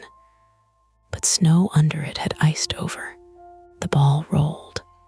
Slow at first, then faster down the slight slope of the service alley. It struck Owen's ankle from behind. His leg buckled. Marco surged up and drove him sideways into the SUV's open hatch. Owen's head hit the metal edge with a flat crack. He dropped the remote. This time I didn't hesitate. I grabbed it and smashed it against the concrete step by the rear door. Once, it cracked. Twice, the casing split. Inside the building, Lane 12 kept running. Damn it, I said. Marco, bleeding from the cheek, looked at the smoke. Remote wasn't power. The gray box, I said. Leela heard me from the gate. Storage room, number SUV.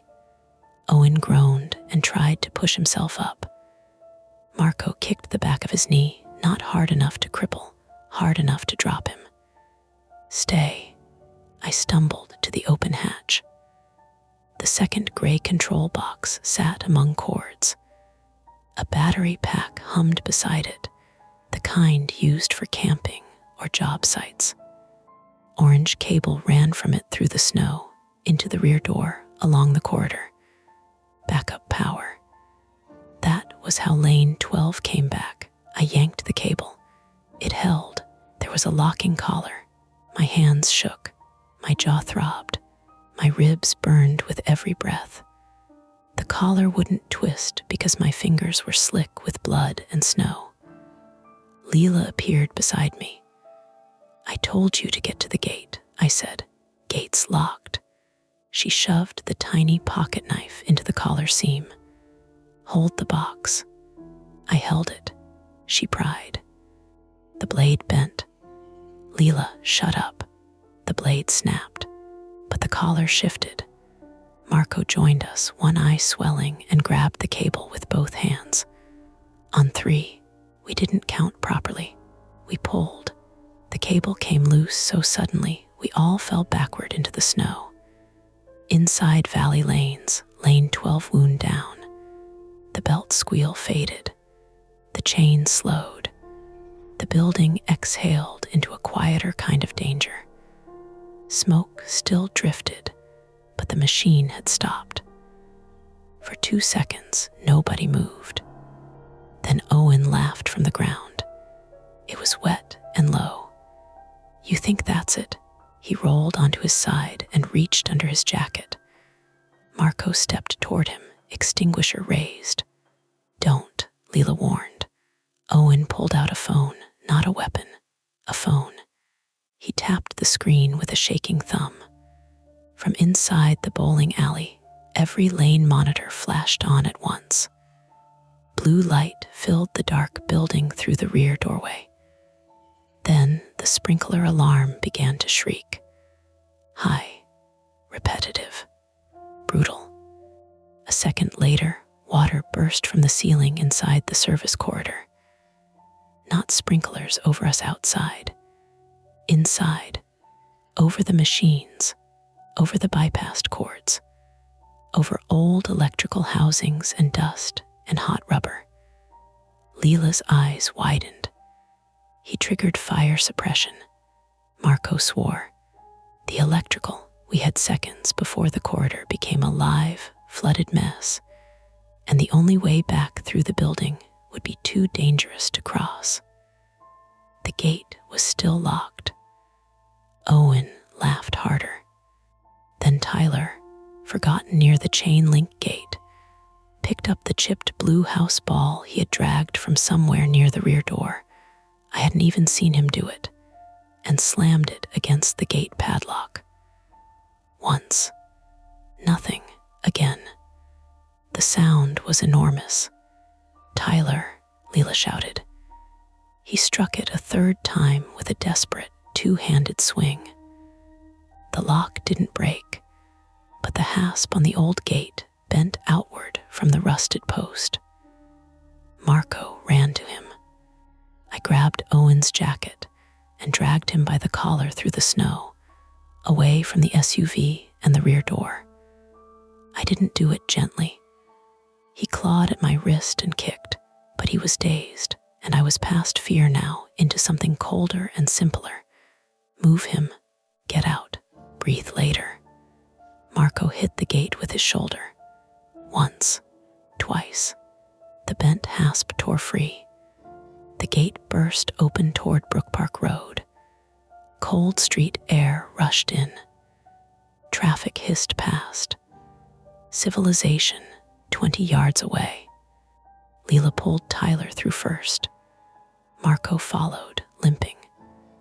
I dragged Owen until he was clear of the alley and dumped him against the outside of the fence. He tried to rise.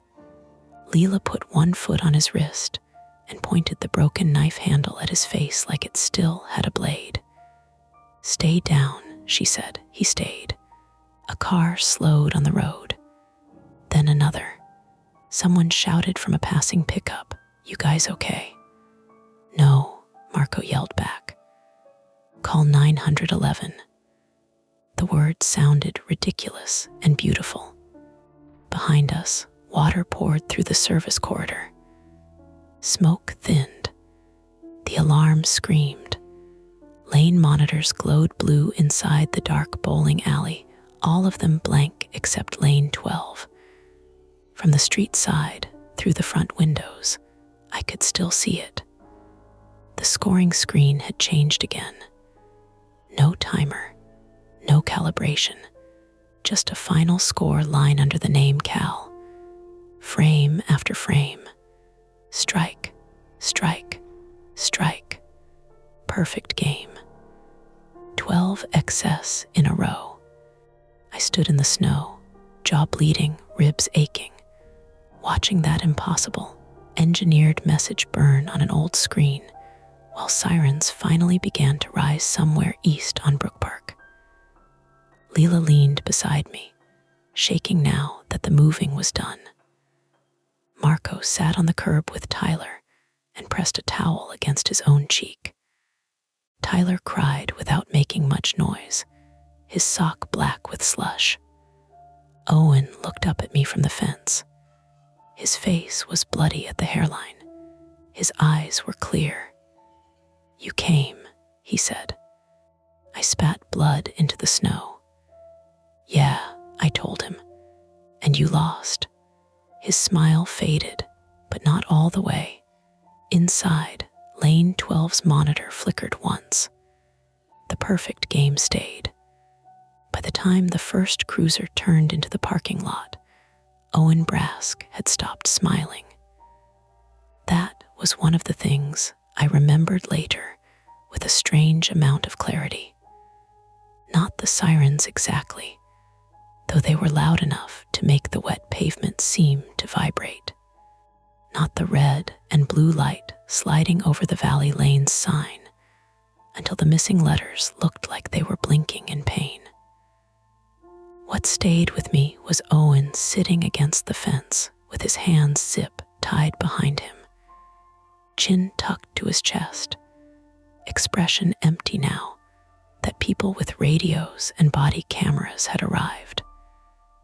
Without the dark, without the machinery screaming behind him, he looked smaller.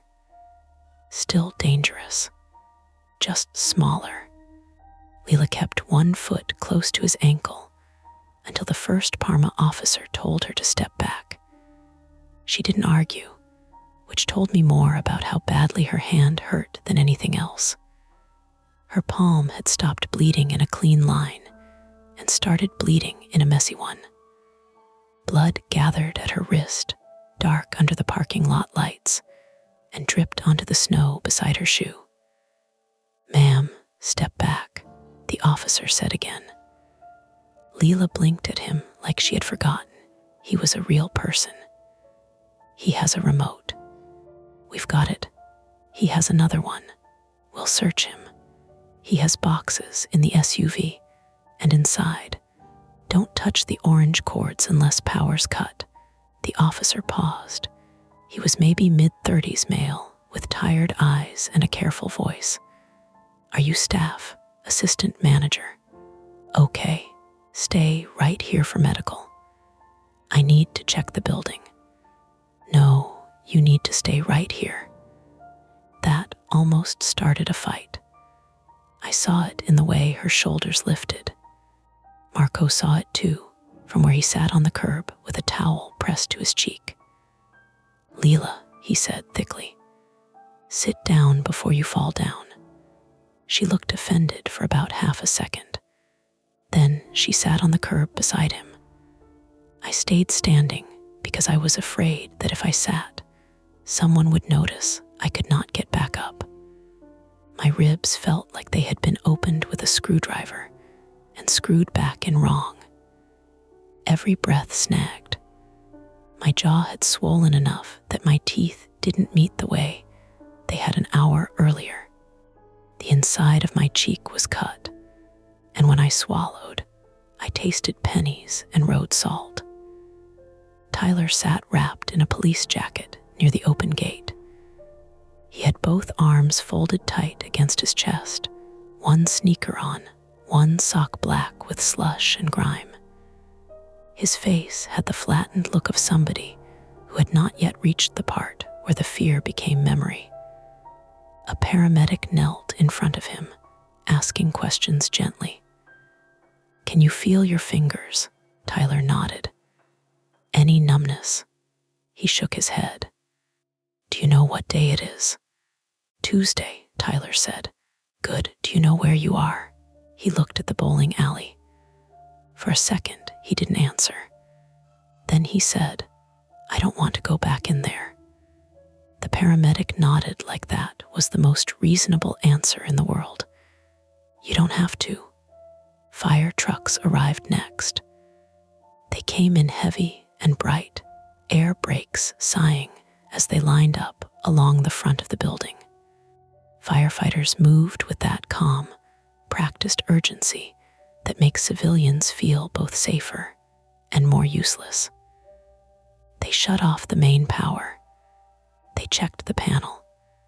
They taped off the rear service alley. One of them came out holding the orange extension cord like it was a dead snake, gloved fingers pinching it away from his body. Another firefighter stood near the front doors and said, "Who owns this place?" I pointed toward the road. "He's coming." Jerry Whitcomb arrived 9 minutes later in a winter coat thrown over a brown sweatshirt, hair flattened on one side like he had put his head down on a bar, and stood up in the middle of a nightmare. He stopped at the edge of the lot and stared at the fire trucks, the cruisers, the open gate, the smoke drifting out the rear service door. Then he saw me. "Nate," he said. I had never heard him say my name that way before. Not angry, not impatient, almost careful. Leela stood before I could answer. "Your former maintenance guy tried to turn lane 12 into a meat grinder." Jerry's face changed. Not enough for the police to call it guilt. Enough for me. "Owen," he said. Marco lowered the towel from his cheek. His left eye was swelling purple. "So you do remember him?" Jerry looked toward the fence where Owen was being searched. Owen did not look back at him. "Yeah," Jerry said quietly. "I remember him. A detective showed up sometime after midnight. She introduced herself as Detective Karen Havel, 46, female, from Parma Police, with a gray wool hat pulled low and a notebook already open. She took our statements separately inside heated cruisers so we would stop shivering long enough to talk. I told her everything I knew. The first strike, the Cal name, the remote override, Tyler, the laptop, the rear door, Owen. When I got to Eli, I had to stop. Detective Havel waited. Outside the cruiser window, firefighters moved in and out of valley lanes carrying fans, tools, soaked cable, and one scorched gray control box in a red evidence bag. The building still glowed in places. Emergency lights, flashlights, the lane monitors finally off. I pressed my thumb against the cut inside my mouth until pain gave me something simple. "My brother worked there," I said.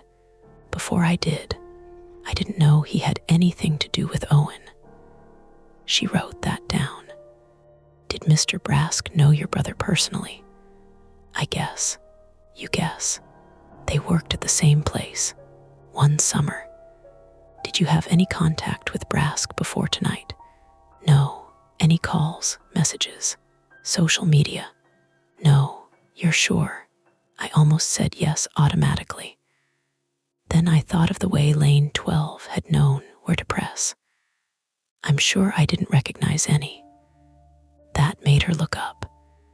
It took them 2 hours to inventory enough of Owen's setup to let us understand the shape of it. Not all the details.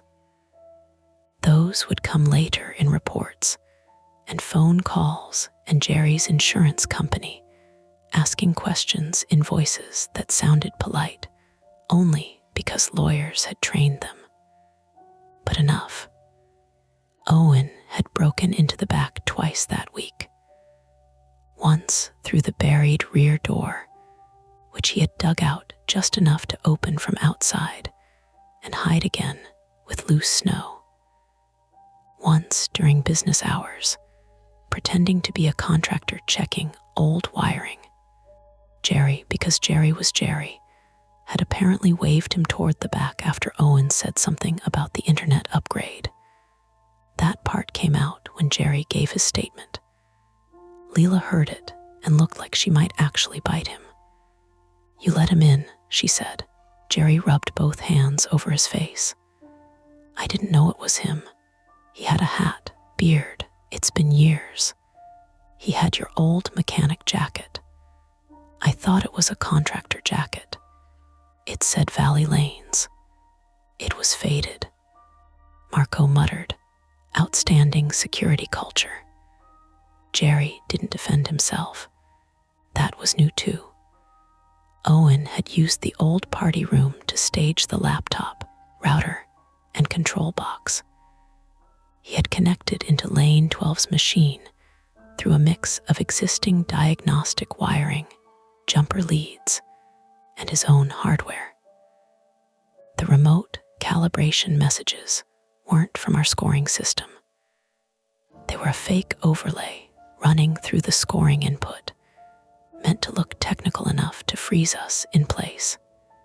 The lane didn't bowl itself. The black ball had been positioned and released through the return lift with a rigged solenoid. The strike was faked at least once through the scoring computer, and at least once by cycling the pin deck after manually dropping pins. A haunted lane would have been cleaner. A man with time, old knowledge, resentment, and hardware from the back of an SUV was worse. Tyler had been recruited online through a local odd job listing. $50 to install a prank camera at Valley Lanes after closing. Owen had told him the rear door would be open and the machines powered down. Tyler didn't know Nate Calder, didn't know Eli, didn't know anything except that $50 had sounded like gas money and a week of not asking his mother for cash. When Tyler crawled too far under the rear of Lane 12 and his hoodie sleeve got pulled into the belt assembly, Owen used him. That was the part Tyler could barely say. "He told me not to yell," Tyler whispered, while an EMT wrapped his shoulder. "He said if I yelled, the machine would start. Then I yelled anyway. I wanted to tell him he had done the right thing. I did tell him, actually. He looked at me like he couldn't use it yet. By 2 a.m, they loaded him into an ambulance to get his shoulder checked and his knee x-rayed. Leela went in another ambulance after a paramedic used the phrase possible tendon involvement about her palm. She argued until Detective Havel told her she could either go voluntarily or be medically bossed around in front of everyone. Marco refused transport 3 times, then nearly fainted when he stood up, so they took him too. That left me, Jerry, 3 officers, 2 firefighters, and Owen. They walked Owen past me on the way to the cruiser. His hands were cuffed in front now, jacket open, one side of his face swelling where he'd hit the SUV hatch. He stopped close enough that the officer holding his arm tightened his grip. Owen looked at my split lip. "You really didn't know," he said. I said nothing. "That's funny." The officer pushed him forward, but Owen turned his head once more. Eli knew Jerry would lie. That's why he kept copies. Then he was in the cruiser, door shut, face gone behind reflected lights. I stood there with the words sitting in my chest like something swallowed wrong. Jerry was 10 feet away. He had heard. He pretended he hadn't at first. He stared at the building, at the sign, at the front doors propped open by firefighters and dripping water onto the threshold. "Jerry," I said. He did not turn. "What copies?" His shoulders sagged. "I don't know." It was a bad lie. Not dramatic, not villainous. Just tired and practiced. Detective Havel, who had been speaking with a firefighter nearby, turned her head. She didn't interrupt. She just watched. Jerry rubbed the back of his neck. There was paperwork. What paperwork? After Owen. After your brother made a complaint. You said Owen was fired for modifying equipment. He was. And Eli signed a statement. Yes. What did Jerry Whitcomb sign? He closed his eyes. That was how I learned there are different kinds of quiet. There is the quiet after a crash, when everyone checks whether they still have all their parts. There is the quiet before someone tells you they're sorry. And there is the quiet of a man deciding whether one more lie is worth the wait. Jerry said, I signed the work order. The parking lot lights hummed above us. For the bypass, I asked. I didn't write it that way, but you signed it. We were behind. League night. Lane 12 had been failing for weeks. Owen said he could keep it running until parts came in. And Eli saw. Jerry nodded once. I thought I would feel rage. Maybe I did, but it arrived dull, not bright. My body was too exhausted for anything clean. My brother died thinking that place would kill somebody, I said. Jerry looked at Valley Lanes. He wasn't wrong. Detective Havel stepped closer then. Mr. Whitcomb, I'm going to need you to come speak with me. Jerry nodded like a man who had been expecting the sentence for a long time.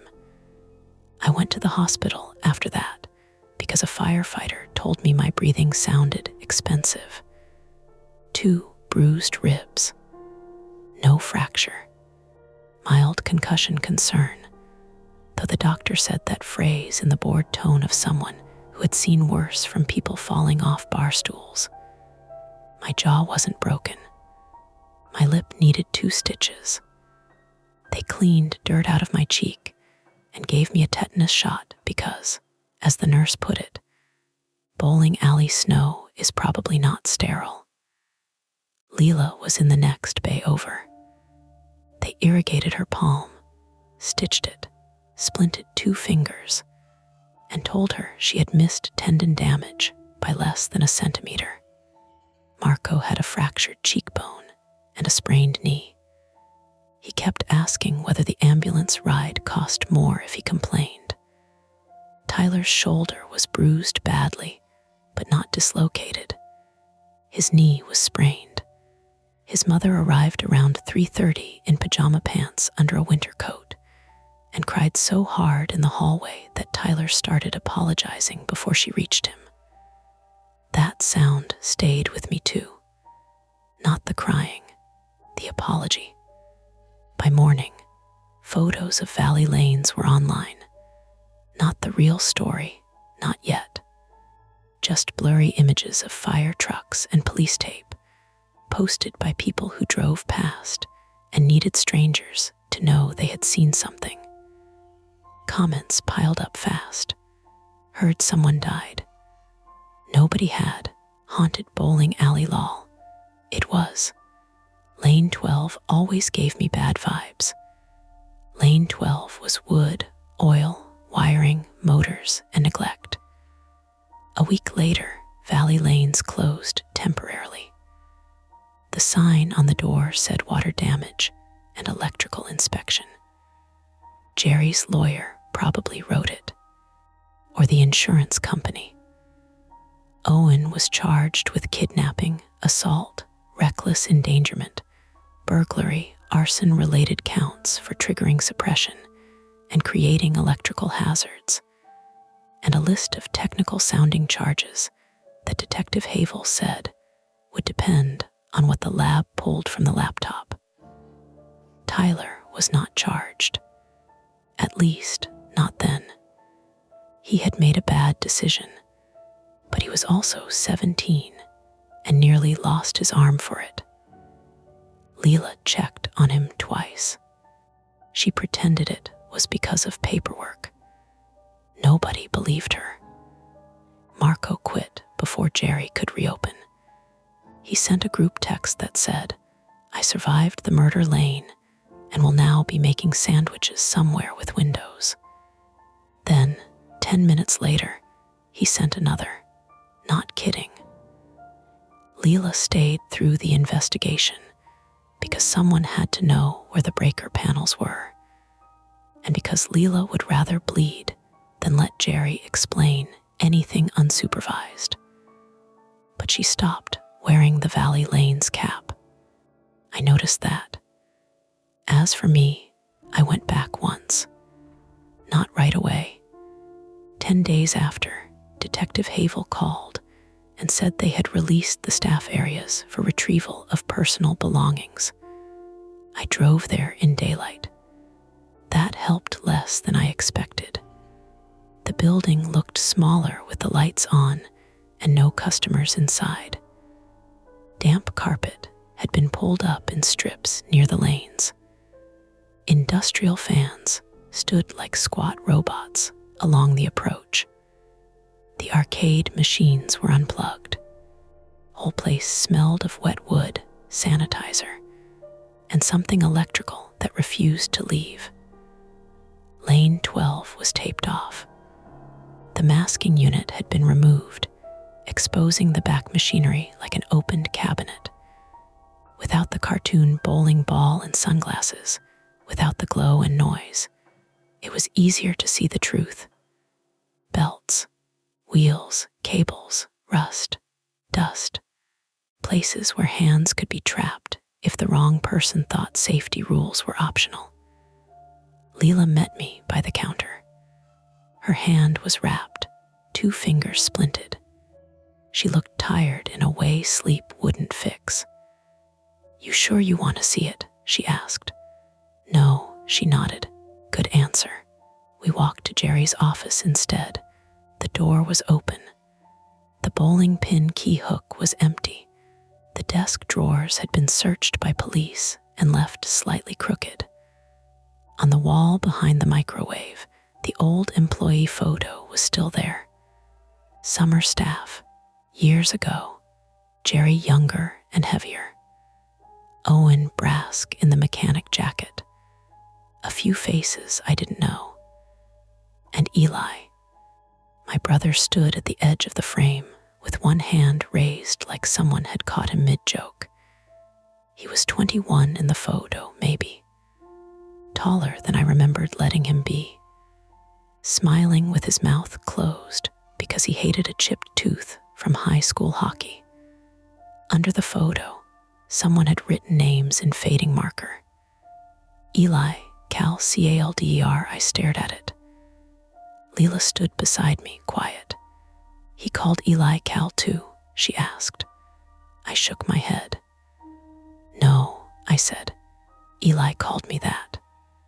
But there it was. Not Nate. Not Nathaniel. Not my last name shortened by my brother in private. Eli Cal Calder. Maybe the person writing the names had mixed us up years later. Maybe Eli had used the nickname at work because it reminded him of me. Maybe Owen had seen this photo, misunderstood it, and built his whole little psychological trap on an error. That should have made it less personal. It didn't.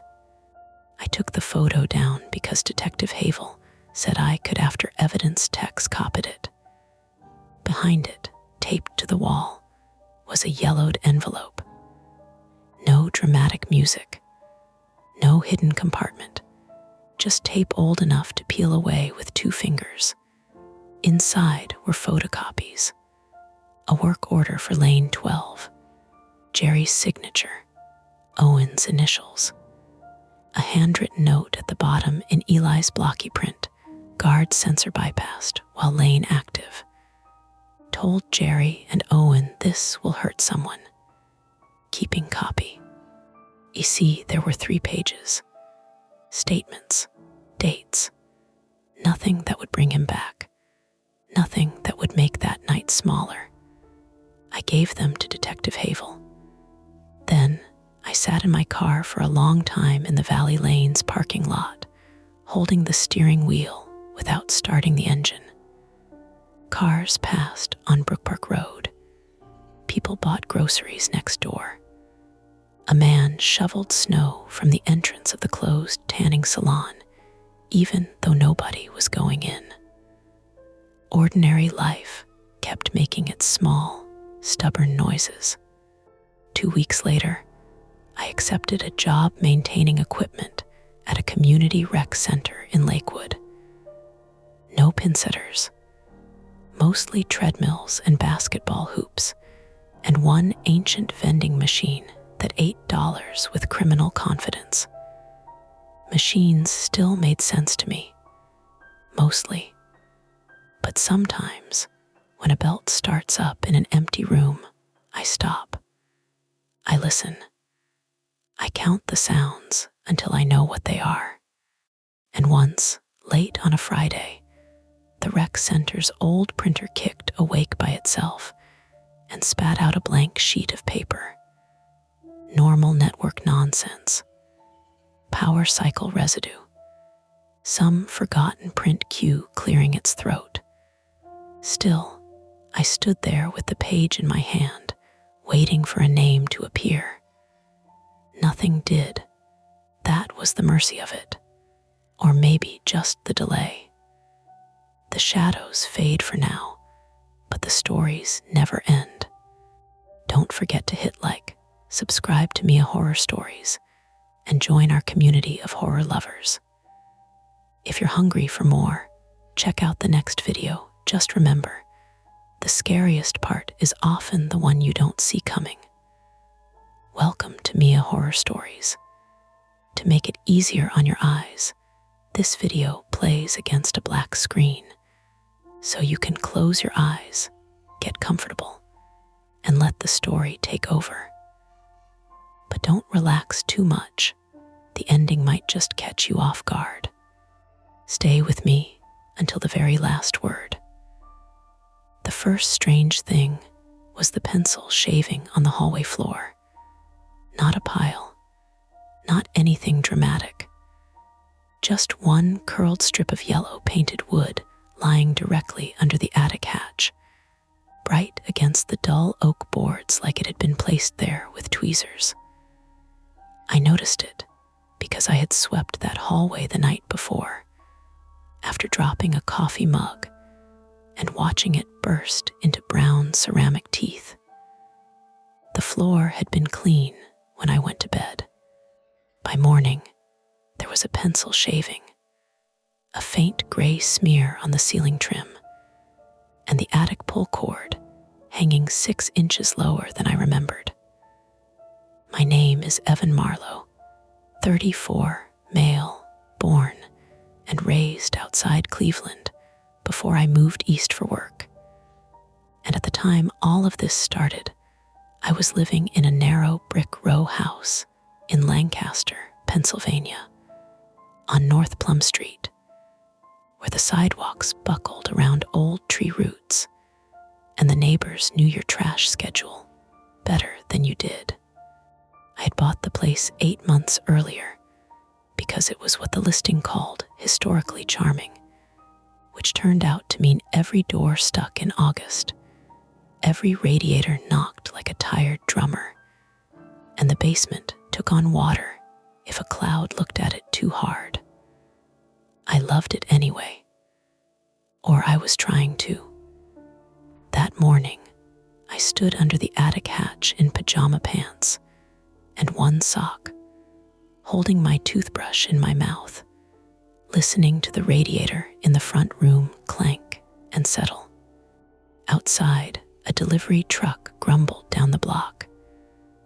Somewhere behind the wall, a pipe gave a soft ticking sound as heat moved through it. The house smelled like old plaster, coffee grounds, and the lemon oil I'd rubbed into the banister the night before in a burst of homeowner optimism. The pencil shaving didn't belong to me. That was the part I kept circling around, even while I told myself it could be anything. A contractor could have left it months ago. It could have been stuck to the sole of my shoe. A squirrel somehow. Houses shed things. Old houses especially. They gave up nails, flakes of paint, square-headed screws, scraps of wallpaper from 3 owners back. Still, I looked up at the attic cord. It twisted slowly. Not much, just enough for the little wooden handle at the end to rotate once, stop, then rotate back halfway. I took the toothbrush out of my mouth. "Okay," I said to the empty hallway. "Nope." From the kitchen, Nora called, "Are you talking to the house again?" Nora Voss, 32, female, was my fiancée, originally from Hamburg, Germany, though she'd lived in the States since grad school, and had a way of making our chaotic little house feel like it had a system, even when it absolutely did not. She worked as a historic preservation consultant, which meant she spent her days arguing gently with people about windows, mortar, and why ripping out original staircases was a crime against both architecture and common sense.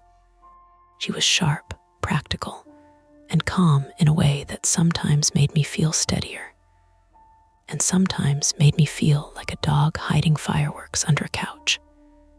She appeared in the kitchen doorway wearing black work pants, an oatmeal sweater, and 1 silver earring, because the other one was still on the bathroom sink. Her hair was clipped messily at the back of her head. She had a travel mug in one hand and half a piece of toast in the other. I pointed at the floor. She followed my finger. "Is that pencil?" "I think so. You look personally betrayed. I swept last night. You swept 1 hallway. Let's not make it sound like a lifestyle change. The attic cord is lower." Nora looked up, chewed, swallowed. Then she stepped beneath the hatch and pinched the cord between 2 fingers. "It's a pull cord, Ev. It was tucked up. Maybe it slipped. Pull cords don't slip down like that. Old houses do weird things. That's what people say right before they find out the weird thing is raccoons." At that, her expression changed. Not fear, calculation. Nora liked old houses, but she did not romanticize the animals that got into them. We had already had 1 mouse die somewhere in the wall behind the pantry, and for 3 days, the kitchen smelled sweet and rotten whenever the heat clicked on. She gave the cord a light tug. The hatch shifted in its frame with a wooden scrape. A thin line of gray dust drifted down. I stepped back so fast I hit my heel against the baseboard. Nora looked at me, not unkindly. "You don't have to go up. I know. You say that like you don't know." I smiled because that was easier than answering. My private embarrassment, the one I did not mention unless I absolutely had to, was that tight spaces bothered me. Not elevators, not crowded rooms. Those I could manage. But crawl spaces, narrow stairwells, attics where the roof pressed close and the air tasted like insulation and mouse droppings. Those did something ugly to my brain. When I was 12, my older cousin shut me inside a storage cubby during a family move and forgot about me for 20 minutes. That was all. 20 minutes. Nobody got hurt. My aunt cried harder than I did when they found me. But ever since, some part of me believed small spaces could decide to keep you. I had not told Nora the whole story. She knew enough to stop teasing when my jokes got too quick. "I can call Pete," she said. Pete Donnelly, 47 male, was our next-door neighbor, a broad-shouldered electrician from Lancaster County who owned more ladders than seemed reasonable and had the steady, amused patience of a man who had fixed too many bad renovations to be surprised by anything. Pete and his wife lived in the blue-trimmed house attached to ours, and because our row houses shared walls and history and sometimes smells, he had become our unofficial guide to what was normal and what required a contractor. "It's 7:30, I said. "He's awake. He's been awake since 5. I heard his garage door. I'm not calling Pete because a string is lower. You're not calling him because you want to prove something to the attic." That landed closer than I wanted. I took a breath through my nose. The air under the hatch had a dry mineral smell, like broken drywall and old paper. Not animal, not wet. That was good. "I'll just look," I said. 2 minutes. Nora's eyebrows went up. "Before coffee. Before I talk myself out of it." She set her toast on the banister post, where it immediately left crumbs in the little groove at the top. "Shoes, mask, flashlight. Yes, site supervisor. And don't step anywhere except the joists. I have watched YouTube. That makes me feel worse." 5 minutes later, I was standing on the folding ladder in jeans, sneakers, an N95 mask, and a hoodie I didn't mind ruining. Nora held the bottom of the ladder with both hands, though it was locked and stable. The hallway light was on, but the attic above looked lightless in a way that felt thick. I pulled the hatch down the rest of the way. The ladder unfolded with a metallic clatter that echoed through the hall and made both of us pause. Dust came with it, not a cloud exactly, more like a slow exhale. "Smells old," Nora said, "helpful. I'm giving professional analysis." I climbed. The attic in that house was not a room so much as an argument with geometry. The roof sloped sharply on both sides. The floor was a patchwork of exposed joists, old boards, and newer plywood someone had laid across the center for storage. Pink fiberglass insulation bulged between beams like raw cotton candy. A single bare bulb hung near the hatch, but when I pulled the chain, nothing happened. "Bulb's dead," I called down. "Flashlight. I have the flashlight. I'm reminding you because you are pretending to be brave. I am brave. I'm also being managed." I clicked the flashlight on.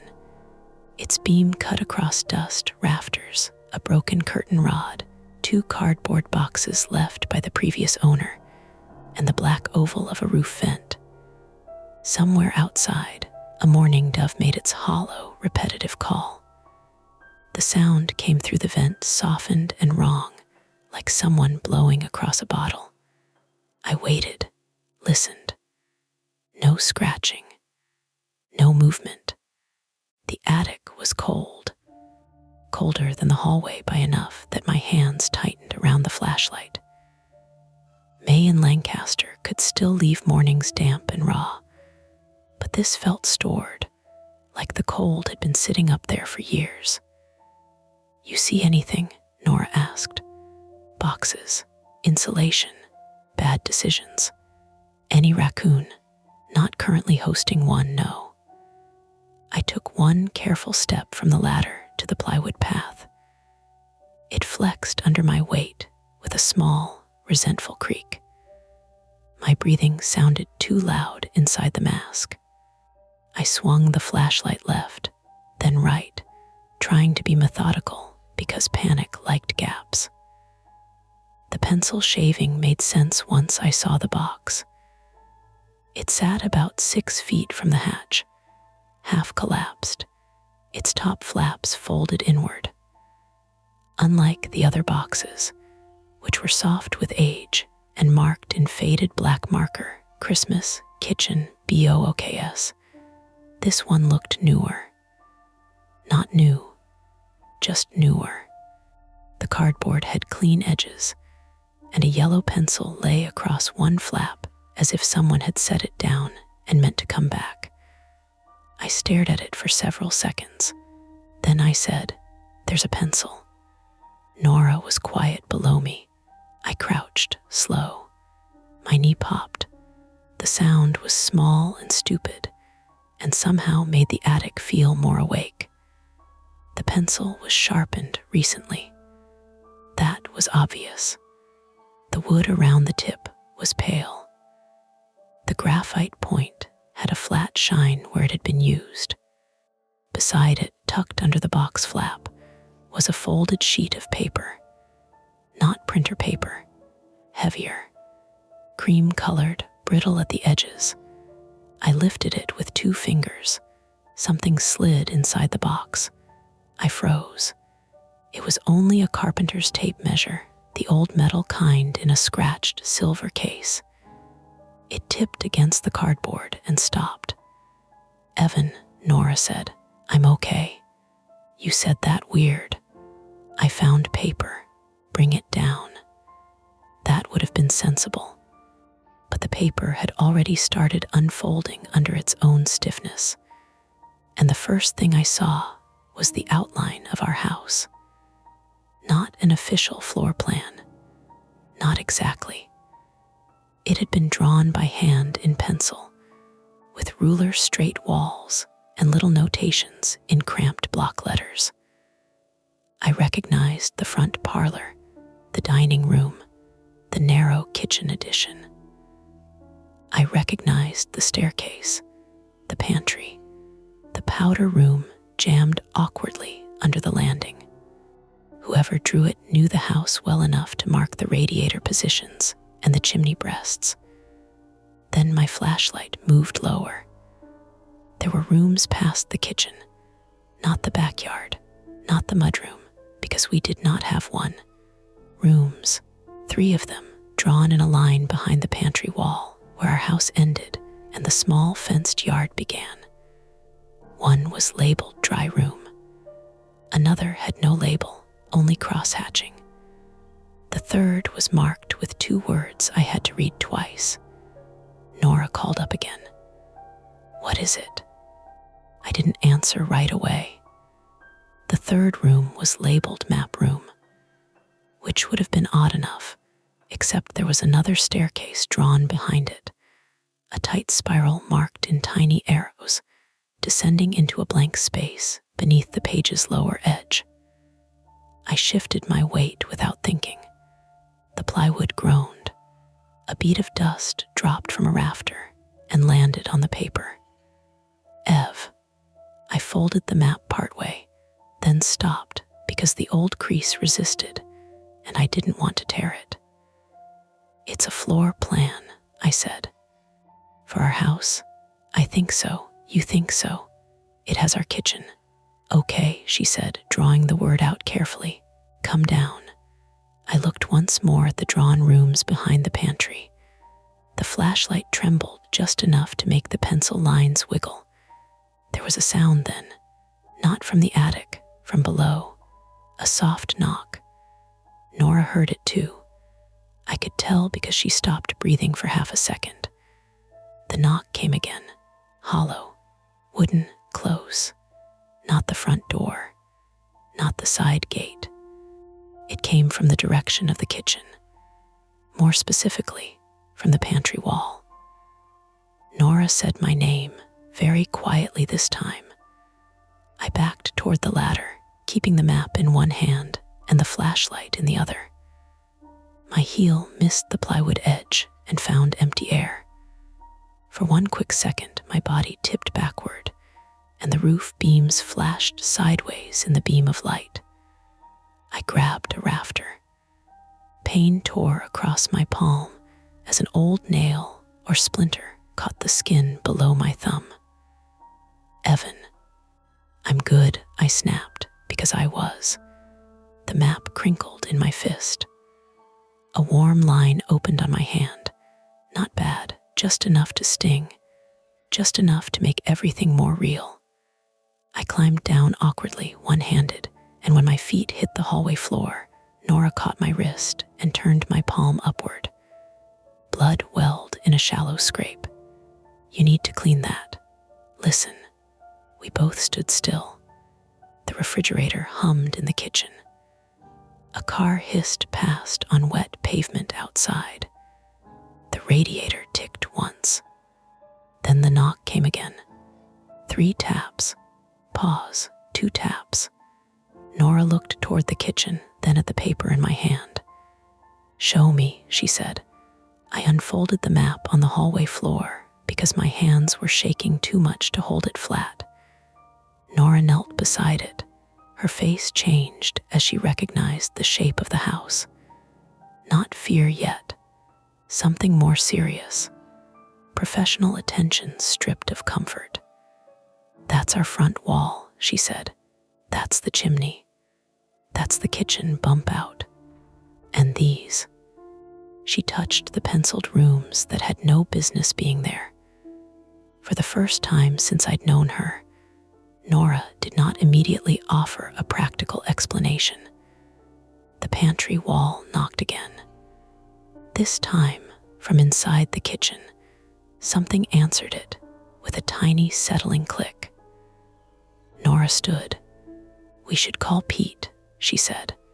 I looked at the map, at the rooms, at the words "map room," at the little spiral staircase going down into whatever the drawer had run out of paper before showing.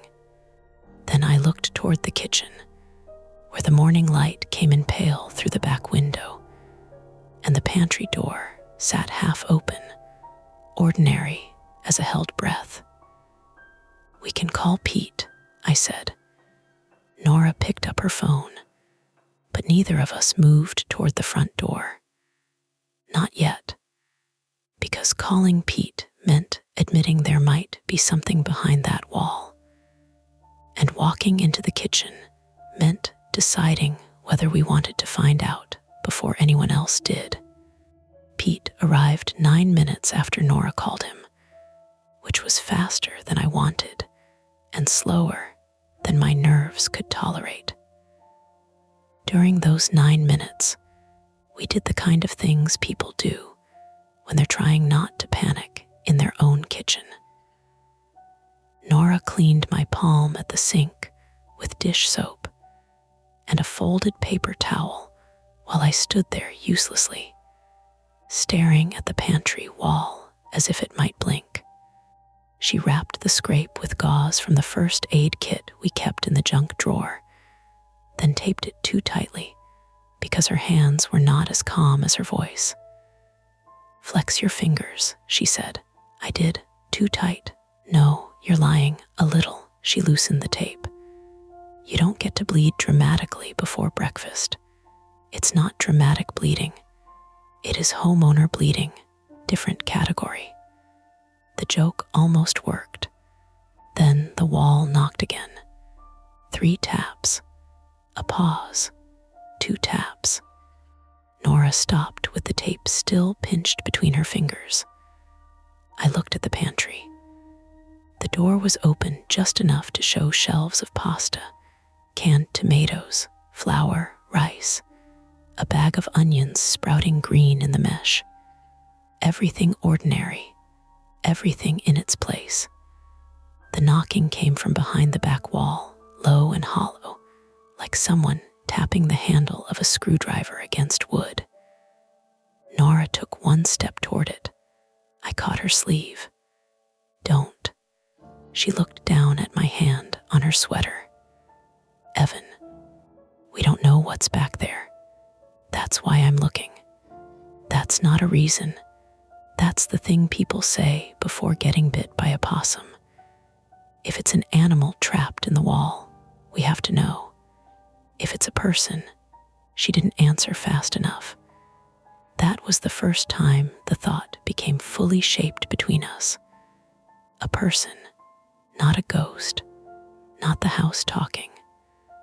A person in a space we didn't know existed, behind a wall we had leaned grocery bags against for 8 months. Nora pulled her sleeve free gently, not angry, but firm. Then we definitely need to know. Pete knocked on the front door with the back of his knuckles and called through the glass. "You two alive in there?" Pete Donnelly, 47 male, stepped in carrying a canvas tool bag and wearing a gray sweatshirt with a scorch mark near one cuff. His boots left damp crescents on the entry rug. He smelled faintly of coffee and cold air, and he had that neighborly half-smile people wear when they expect to find a minor household crisis and maybe be paid in beer later. Then he saw Nora's face. Smile gone. "What happened?" I held up the map. Pete took it in his big hands and frowned at it, his thumb moving along the drawn walls. "This yours?" he asked. "Found it in the attic," I said. "This morning." "Yeah." He looked toward the kitchen when the wall tapped again. 3. Pause. 2. Pete didn't move for a second. His eyes narrowed, not frightened exactly, but sharpened. "That from the pantry," Nora nodded. Pete handed the map back to me and walked into the kitchen. He did not rush. That should have reassured me. It didn't. He moved carefully, like a man approaching a breaker box he suspected had been wired by an idiot. He took a small flashlight from his pocket, clicked it on, and aimed it into the pantry. He crouched, pressed his ear near the back wall, then tapped lightly with one knuckle in 3 spots. Solid, hollow. He looked back at us. "There's a void." Nora inhaled through her nose. "Behind the pantry, behind or under, hard to tell. Could it be an old dumbwaiter shaft?" she asked. "Maybe. Some houses had them. Not usually back here, but maybe," I said. "Would a dumbwaiter knock back?" Pete looked at me. "No." The house answered with a groan from somewhere below the floor. A pipe, probably. Old plumbing. Normal sounds. I told myself that with such force it stopped meaning anything. Pete set his tool bag on the kitchen table and pulled out a stud finder, a small inspection mirror, and a voltage tester. Before anyone gets excited, we check for wires, pipes, gas line. "You got your meter outside on the back wall, basement side," Nora said. "Gas enters under the stairs." "Good. Still not cutting blind." "I didn't ask you to cut," I said. Pete glanced at me, then at the map still gripped in my bandaged hand. "No, but you called an electrician for a knocking wall. I figured we weren't making tea." Nora's phone rang before I could answer. She looked at the screen. Contractor. That morning, before pencil shavings and mystery rooms, we had been expecting a crew to come by at noon to look at the back wall of the kitchen. We wanted a real range hood installed, vented outside instead of into the cabinets like the previous owner had done with charming disregard for grease, safety, and logic. It had been a simple plan. Contractor looks at wall, contractor gives estimate. We spend too much money. House becomes marginally less annoying. Nora put the phone on speaker. A man's voice came through, brisk and apologetic. "Hey, Nora, it's Rick from Keystone. I'm sorry, but we have to bump you earlier if that works. My afternoon job canceled, but I've got a permit meeting at 1. We can be there in 40 minutes, or we reschedule 2 weeks out." Nora looked at me. Pete mouthed, 40 minutes. I shook my head too hard. Nora said, "Rick, we may need to hold off." There was rustling on the line. "Issue," she hesitated. That hesitation was the size of a trapdoor. "We found something behind the pantry wall," she said. "Maybe an old void. We're checking it." Rick's tone changed. "Do not open anything until you know what it is. If there's unpermitted structural work back there and we're on site, that gets messy fast." Pete muttered, "Great." Rick continued, "Also, if there's signs of water damage or active animals, that changes the quote. If it's historic, that changes it too." Nora closed her eyes briefly. "Understood. Send pictures. I can still stop by if you want, but if you're opening walls, call the city first or get someone licensed to inspect." The call ended with polite promises that solved nothing. Time became a thing with teeth after that. 40 minutes until a contractor might show up or not. 2 weeks if we rescheduled. A wall knocking right now. A map showing rooms where our house should have ended. And behind all that, the practical terror of owning an old house, the possibility that every answer would cost money we didn't have. Nora spread the map across the table and weighed the corners with a salt shaker, Pete's tape measure, my mug, and a jar of peanut butter. "If these rooms are real," she said, "they're not on the property record." Pete leaned over it. "Your lot runs back to the alley, right? Small yard, then fence, then alley. This shows rooms where your yard is." "No," Nora said slowly. "Not exactly." She turned the map sideways, aligning it with the kitchen. Her finger traced the pantry, then moved behind it. "If the scale is off, these could be below grade. Under the kitchen addition." I looked out the back window. The yard was a damp rectangle with a leaning fence, 2 trash bins, and a stubborn patch of mint we couldn't kill. "Under the yard, or under the addition," she said. "Old coal storage, cistern, root cellar, illegal apartment, who knows?" "Illegal apartment," I repeated. Pete gave a humorless little snort. "You'd be surprised." The pantry knocked again. This time it was faster. 3 taps. Pause. 2. Then a scraping sound that traveled through the wall and into my teeth. Nora's face tightened. Pete stood. "Okay, that's not pipes." The scraping stopped. My phone buzzed on the counter, a motion alert from the cheap security camera over the back door. I picked it up, thumb leaving a faint smear on the screen from my injured hand. The clip showed our backyard in grainy color. Trash bins, wet brick, fence. Nothing else at first. Then the left bin shifted. Not tipped, shifted, as if something had pushed it from behind. The timestamp read 7:54 a.m. Live view showed the yard empty. The bin stood crooked now, angled toward the back gate. Nora looked over my shoulder. "Could be wind." "There's no wind."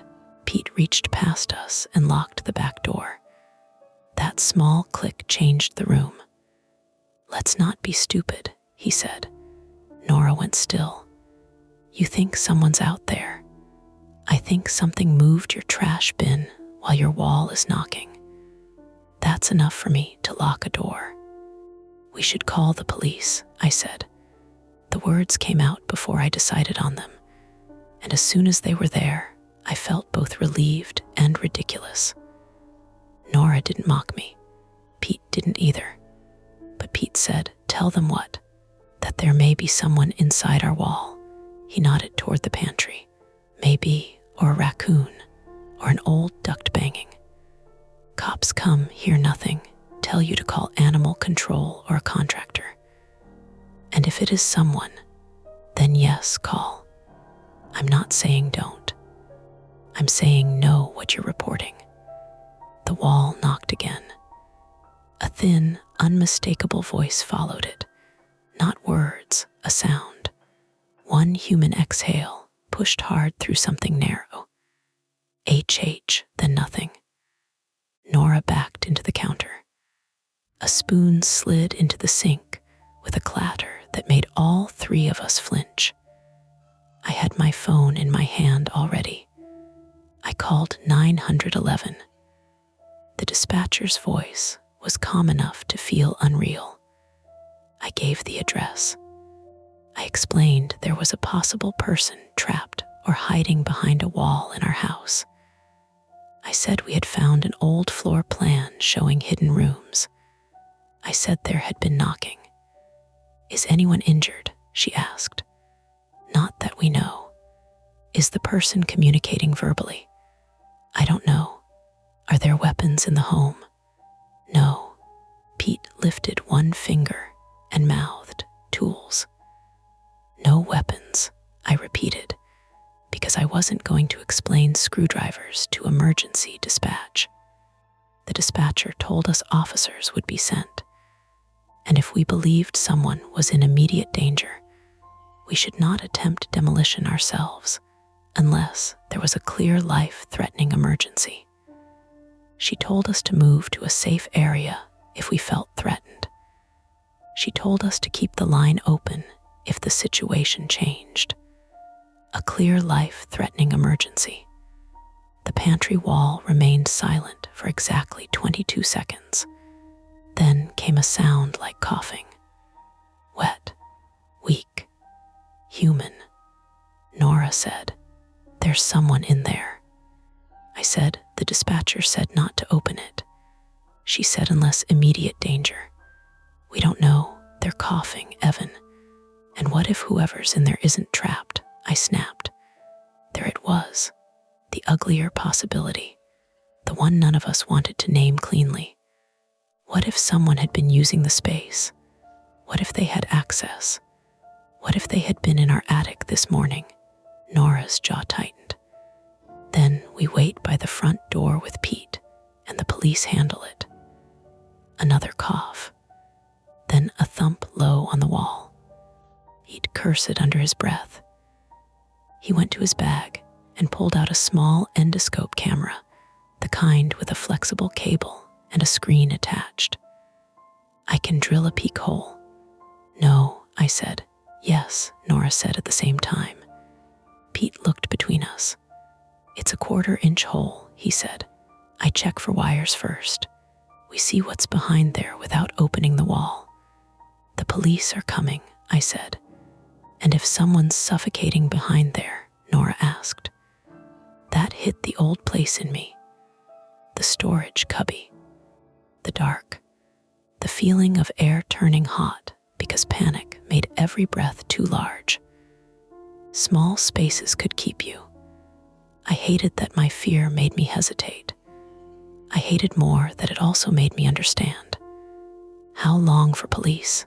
Nora asked the dispatcher, because at some point she had taken my phone. The dispatcher replied, "Units are en route. I don't have an exact arrival time." En route could mean 4 minutes. It could mean 20. Pete ran the stud finder across the pantry wall. It beeped near the shelf brackets, stayed quiet in the center, then flashed once near the baseboard. "Wire low," he said, "or pipe. I can go higher." Nora emptied the pantry shelves with fast, controlled movements. Pasta boxes hit the table. Cans rolled. A bag of flour tore at one corner and dusted the floor white. The domestic mess of it made me feel sick, like we were preparing for something and also ruining breakfast. Pete marked a spot shoulder high with pencil. I stared at the pencil. "Where'd you get that?" I asked. He looked at his hand. "My bag. It was red, carpenter style, not yellow." "Evan," Nora said, "stay with us." I nodded. My mouth tasted like metal. Pete drilled. The bit whined into plaster, then lath, then something softer. The sound was sharp in the small kitchen. Dust sprayed in a pale ring. Nora held the flashlight. I held nothing. I stood uselessly by the table with the map under my good hand and listened to the drill bite into my house. When the bit broke through, air came out. Not a gust, just a sigh. It smelled damp earth, old wood, rust, and something sour underneath. Pete pulled the bit free and fed the endoscope through the hole. The little screen flickered, washed gray, then focused on darkness. He adjusted the light. The image jumped across rough boards, a narrow gap, the backside of our pantry wall. Then open space. Not much. Enough. The camera light caught brick. A vertical timber. A hanging strip of plastic. Something white on the floor. Nora leaned closer. Is that cloth? Pete moved the cable. The white thing became a sleeve, a wrist, a hand. The fingers were dirty and curled inward, but they moved when the camera light hit them. Nora made a small sound. Pete said, Jesus. The hand lifted weakly and tapped the inside of the wall. 3 times. Pause. 2 times. The dispatcher was saying something through my phone, but the words blurred. Pete pulled the scope back a little, breathing hard through his nose. There's a person. Nora grabbed the phone. There's someone alive behind the wall. We can see a hand. They're moving. The dispatcher's tone sharpened. Do not attempt entry if it puts you in danger. Officers and fire rescue are being updated. Fire rescue. The words should have steadied me. Professionals, tools, procedure. Then the lights went out. Not flickered. Out. The refrigerator died mid-hum. The kitchen dropped into gray morning light. Pete's endoscope screen blinked black. Somewhere upstairs, something gave a soft electronic chirp as our router switched to backup and failed. Nora whispered, "No." Pete crossed to the window and looked outside. Neighbors have power. I followed his gaze. Pete's house next door glowed warmly through the side window. Across the street, Mrs. Albright's porch light still burned. Only our house had gone dark. From the basement came a sound I knew, but could not place at first. A repeating chirp, our smoke and carbon monoxide detector.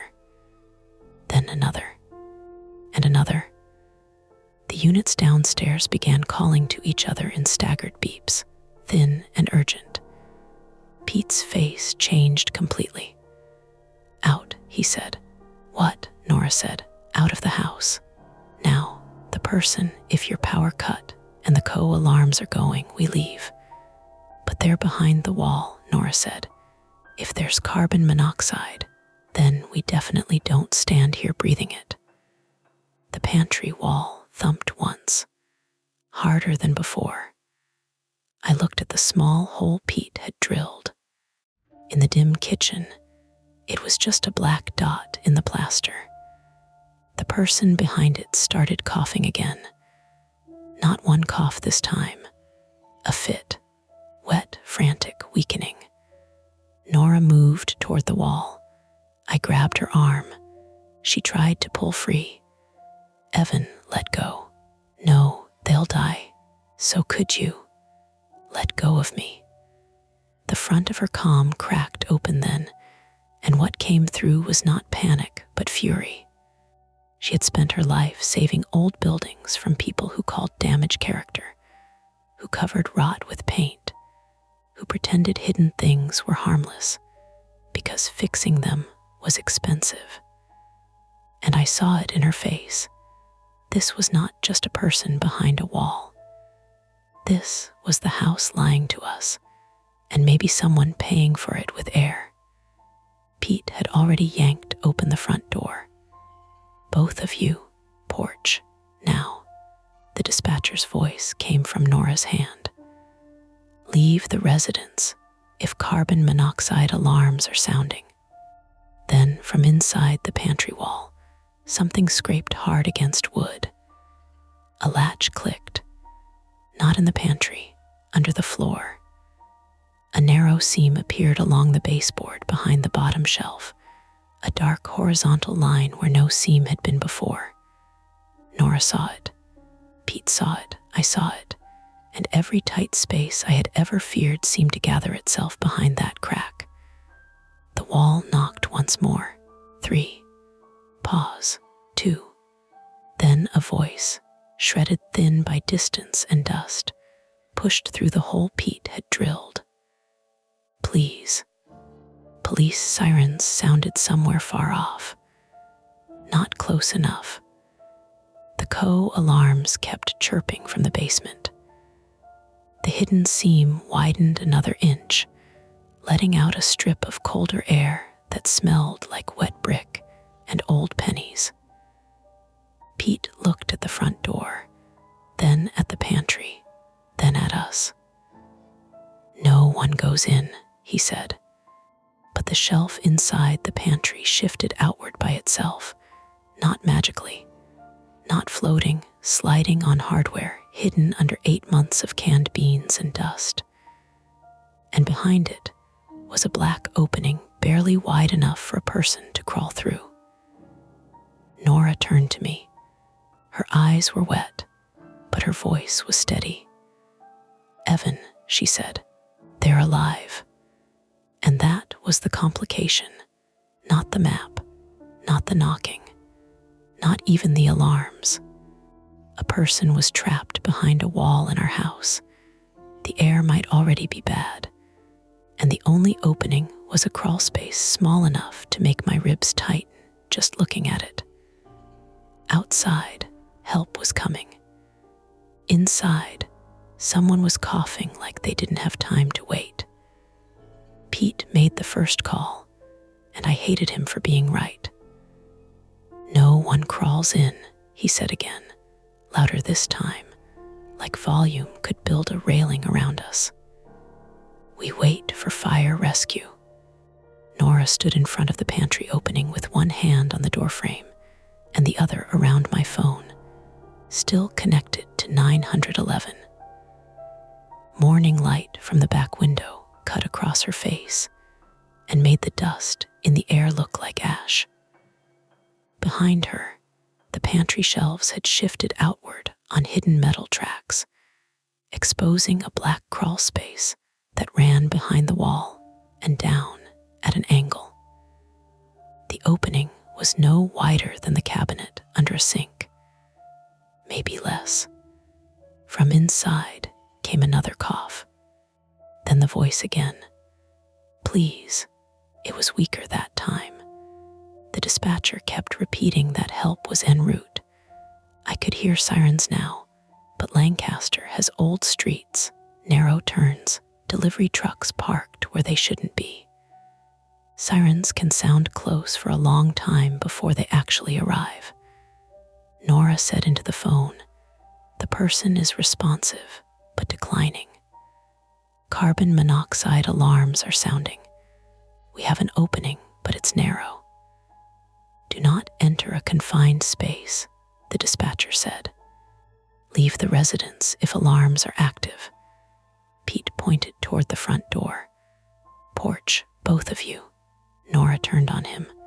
We can't just leave them. And if you go in and drop, then firefighters are pulling out 2 bodies. I'm not going in. You were thinking about it. So were you. Pete opened his mouth, then shut it. That was the awful thing.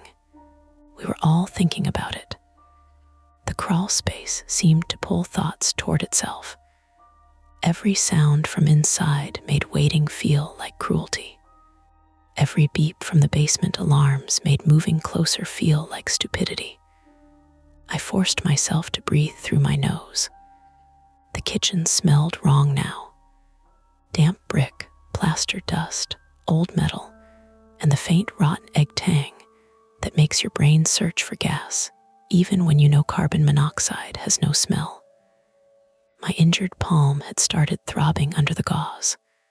Sweat collected at the back of my neck. "We can get air to them," I said. Nora looked at me. I pointed to the cabinet by the back door.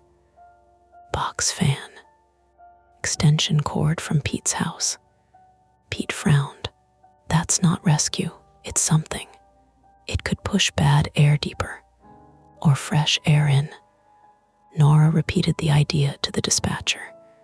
The dispatcher didn't approve it exactly, but she said if we could do it without entering the space and without remaining inside unnecessarily, we should use caution. So we tried. That was our first attempt. Air. Pete ran out through the front door, across the tiny shared porch, and into his own house. I stayed by the kitchen table, staring at the pantry opening, while Nora dragged our box fan from the mudroom cabinet. The fan was dusty and still had a twist tie around part of the cord from last summer. She yanked it free too hard and cracked one plastic corner against the tile. "Careful," I said automatically. She looked at me like I had spoken in another language. "Evan, I know. No, I don't think you do." The trapped person coughed again. "I know," I said softer. Pete came back with an orange extension cord unspooling behind him like a lifeline. He plugged it into an outlet on his porch, passed it through our open front door, down the hallway, past the stairwell, and into the kitchen.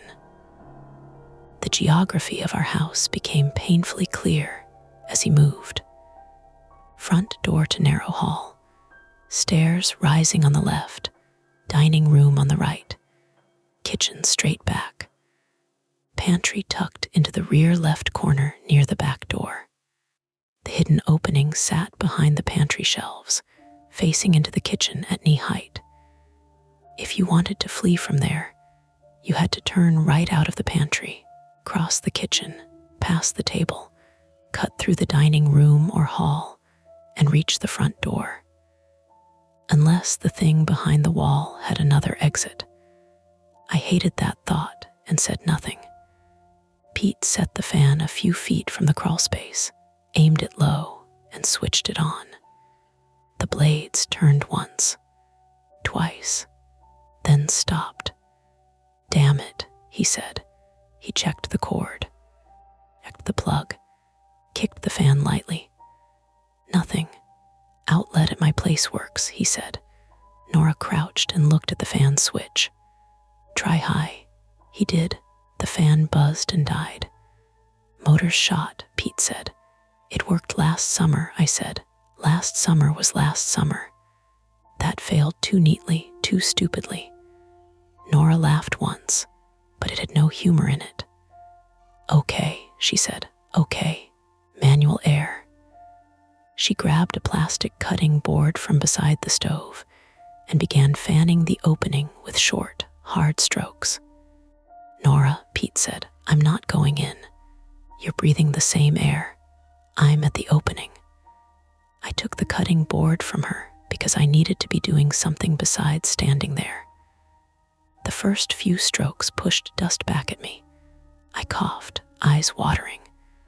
The person inside made a small sound, maybe a word, maybe only pain. "Can you hear us?" I shouted toward the hole. A pause, then, barely, "Yes." Nora dropped to her knees beside me. "What's your name?" No answer. "Can you move toward the light?" A scraping noise. A hand appeared in the black gap beyond the shifted shelf, fingers dragging through dust. Nora reached out before anyone could stop her. Her fingers touched the stranger's. The hand clamped around hers. Nora gasped. I grabbed her shoulder, but she said, "No, no, I have them." The grip was weak, desperate, and filthy. The stranger's wrist was narrow, scratched, smeared with gray dust and what looked like old rust. Human, warm, real. Can you crawl? Nora asked. The person pulled once. Their arm moved 2 inches, then stopped hard. A muffled cry came from inside. Stuck, the voice said. Where? Pete asked. Leg. What's on your leg? No answer. Then the hand slipped from Nora's and vanished. The first attempt gave us air for maybe a minute and nothing more. It revealed the trapped person could hear us speak and reach the opening, but could not crawl out. It also tightened everything, because now we knew waiting was not passive. Waiting was listening to someone fail to move. The sirens grew louder, then faded. Nora turned her head toward the front of the house. Why did they pass? Pete went to the door and stepped onto the porch. I followed as far as the hallway. A fire engine rolled past the intersection 2 blocks down, lights flashing red against wet pavement, then slowed near the alley entrance behind our row. Pete swore. They're trying the rear. Why? Maybe dispatch sent them to the alley access. Nora came behind us. The back gate sticks. They won't get through easily. I remembered the camera clip. The shifted trash bin. The gate latch that always jammed unless you lifted while pulling. Pete grabbed his coat from the chair. I'll go meet them. The moment he stepped onto the porch, someone shouted from the alley side, not inside the house. Outside, a man's voice, distant and frustrated. Fire department. Relief hit so hard my knees nearly softened. Then the back of the house banged. Once. Loud. From the kitchen. Nora and I ran back. For one terrible second, I thought the person in the wall had thrown themselves against the opening. But the sound had come from the back door. The deadbolt rattled. The door jumped in its frame. Nora froze. The doorknob twisted. I grabbed the heaviest thing on the counter, which turned out to be a cast iron skillet, and lifted it like I knew what I was doing. Nora's face went white in the practical morning light. Another bang. Police. A voice shouted from outside. I almost swung the skillet anyway. Nora shouted, "Back door sticks. Front is open." The back door banged again. A face appeared at the window beside it, distorted by old glass and glare. And for half a second, my brain turned it into something worse than it was. A pale face pressed against the house, eyes wide, mouth open, trying to get in while someone inside tried to get out. Then the person outside lifted a gloved hand and held up a badge. A police officer. Misdirection, explainable and embarrassing. Officer Dana Keller, 39, female, entered through the front door 30 seconds later with another officer behind her, both from Lancaster City Police. Keller had dark hair pulled into a low bun, rain on her jacket shoulders, and the measured voice of someone who had walked into many houses where fear made people stupid. Officer Mark Ellis, 26, male, younger and broad-faced, stayed near the hallway, one hand resting close to his radio, eyes moving from us to the pantry to the basement door. Everyone outside, Keller said after hearing the co-alarms. There's someone trapped, Nora said. We know. Fire is accessing from the alley. You need to step out. They're stuck by the opening. Keller looked toward the pantry, and her expression changed when the cough came from inside. Not disbelief anymore. Assessment. She crouched outside the pantry, keeping back from the opening. This is Officer Keller. Can you tell me your name? A long pause. Lena. Nora closed her eyes. A name made it worse. Keller asked, Lena, are you injured? Leg, the voice said. How long have you been in there? No answer. Pete came back from the porch, breathless. Fire can't get the alley gate open from the back. Trash bins are jammed against it. They're coming around front with gear. The trash bins. The one from the camera. Keller looked at Pete. You moved them? No, I said. One shifted earlier. We have video. Show me later, Keller said. Right now, porch. That was our second attempt. Official help from outside. It failed because the rear access was blocked. Not completely, not forever, but enough. Firefighters reached the front moments later, bringing oxygen, meters, helmets, pry bars, and the smell of wet turnout gear. The house filled with people who had jobs, radios, and gloves thick enough to make fear look amateur.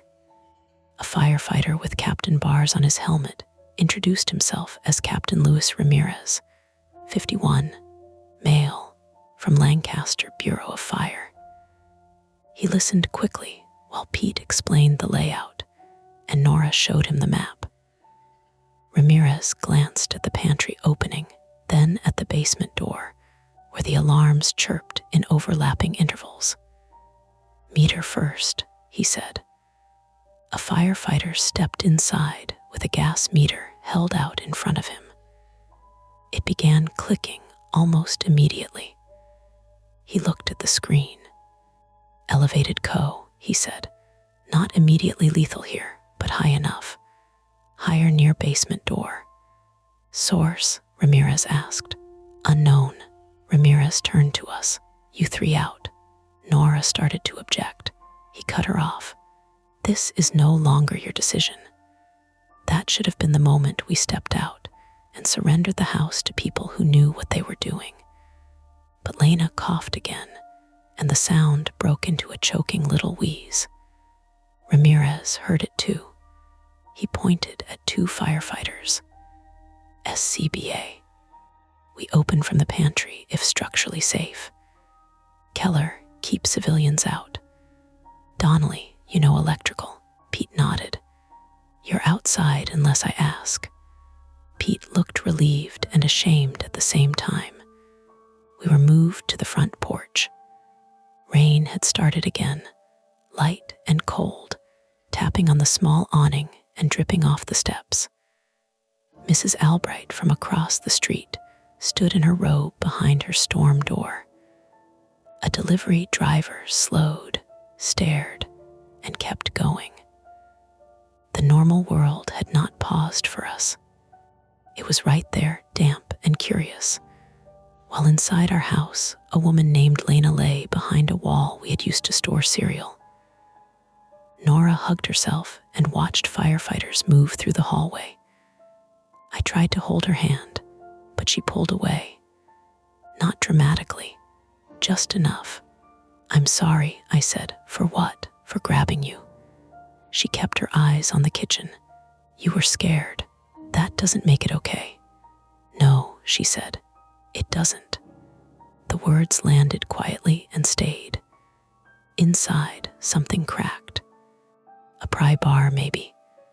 Wood giving way. A firefighter called, hold. Then Ramirez, again slow. Another crack, then a shout. Stop, stop. Everything went still. Keller stepped inside. Pete leaned through the doorway despite being told not to. What happened? Nora asked. No one answered us. A minute later, Ramirez came back to the porch. His face was controlled, but not reassuring. The pantry opening is part of a concealed service crawl, he said. The shelf is attached to a frame. Behind it, there's a narrow passage dropping down under the kitchen addition. The person is below the floor line, not directly behind the wall. Her leg appears pinned under collapsed boards or a hatch panel. Can you get her out? Nora asked. We can, but not by yanking. The space is unstable. What does that mean? I asked. It means if we remove the wrong support, more of it comes down. From inside came a heavy knock, then a groan of wood. Ramirez turned sharply. A firefighter shouted, "Captain." Ramirez ran back in. Keller held up a hand to stop us from following. The waiting became physical. My legs twitched. My scraped palm pulsed. Nora's breathing grew shallow. Pete stood on the top step with his arms crossed and rain shining on his hair. He looked older than he had an hour before. Then the second failure became clear. Firefighters could reach Lena, but they could not extract her safely through the pantry without stabilizing the passage. And stabilization required access from below. The place where the co-readings were higher. Ramirez returned, now wearing an air pack. "We need basement access." "Where are the stairs?" "Hallway," I said. "Door under the main stairs," he pointed. 2 firefighters went in with meters. 30 seconds later, one called back, "Basement door is blocked from inside." I blinked. "That's impossible." Keller looked at me. "When did you last use it?" "Yesterday." I checked the dehumidifier. "What's behind the door?" "Steps." "Then open basement." "Washer, furnace, shelves." The firefighter tried again. The basement door thudded, but opened only an inch. "Something wedged," he said. Ramirez looked at Pete. "Any exterior basement entry?" "No," Pete said. "Not on these row houses." Nora looked down at the map, still folded in her hand. She opened it with fingers that left damp marks on the old paper. "Wait." We gathered around despite Keller telling us to stay back. Nora pointed to the drawn rooms. "The staircase on the map," she said. "This spiral here. It drops from the map room, maybe to basement level. But look at this line." Her finger moved from the pantry rooms toward the front of the house. "There's a passage drawn along the party wall." Pete leaned closer. "That would run beside your basement stairs." Ramirez said, "Meaning whatever is blocking the basement door may be connected to the hidden space," Nora said. "If there's an access panel near the stairs." A sound cut her off. "Not from inside the house. From under the porch." A hollow metallic scrape. Everyone turned. Our porch sat over a small brick foundation with a rusted vent at street level. I had noticed it before only because leaves got stuck in it. Now the vent rattled once, then again. Officer Ellis stepped down carefully and shone his flashlight through the grate. Something flashed back, and I thought. I staggered backward and hit the doorframe. Ellis shouted, "Move back." Keller drew her baton. Pete cursed. Nora grabbed my arm this time. For a moment, all the terror we had been trying to keep contained inside the house spilled out under the porch. Then Ellis crouched lower and exhaled sharply. "Cat," he said. A filthy gray cat shot out from behind the steps, streaked across the sidewalk, and vanished under Mrs. Albright's hedge. Pete put one hand on his chest. "I'm getting too old for this." It would have been funny if the house hadn't chosen that exact moment to make a different sound. A deep shift. Wood under strain.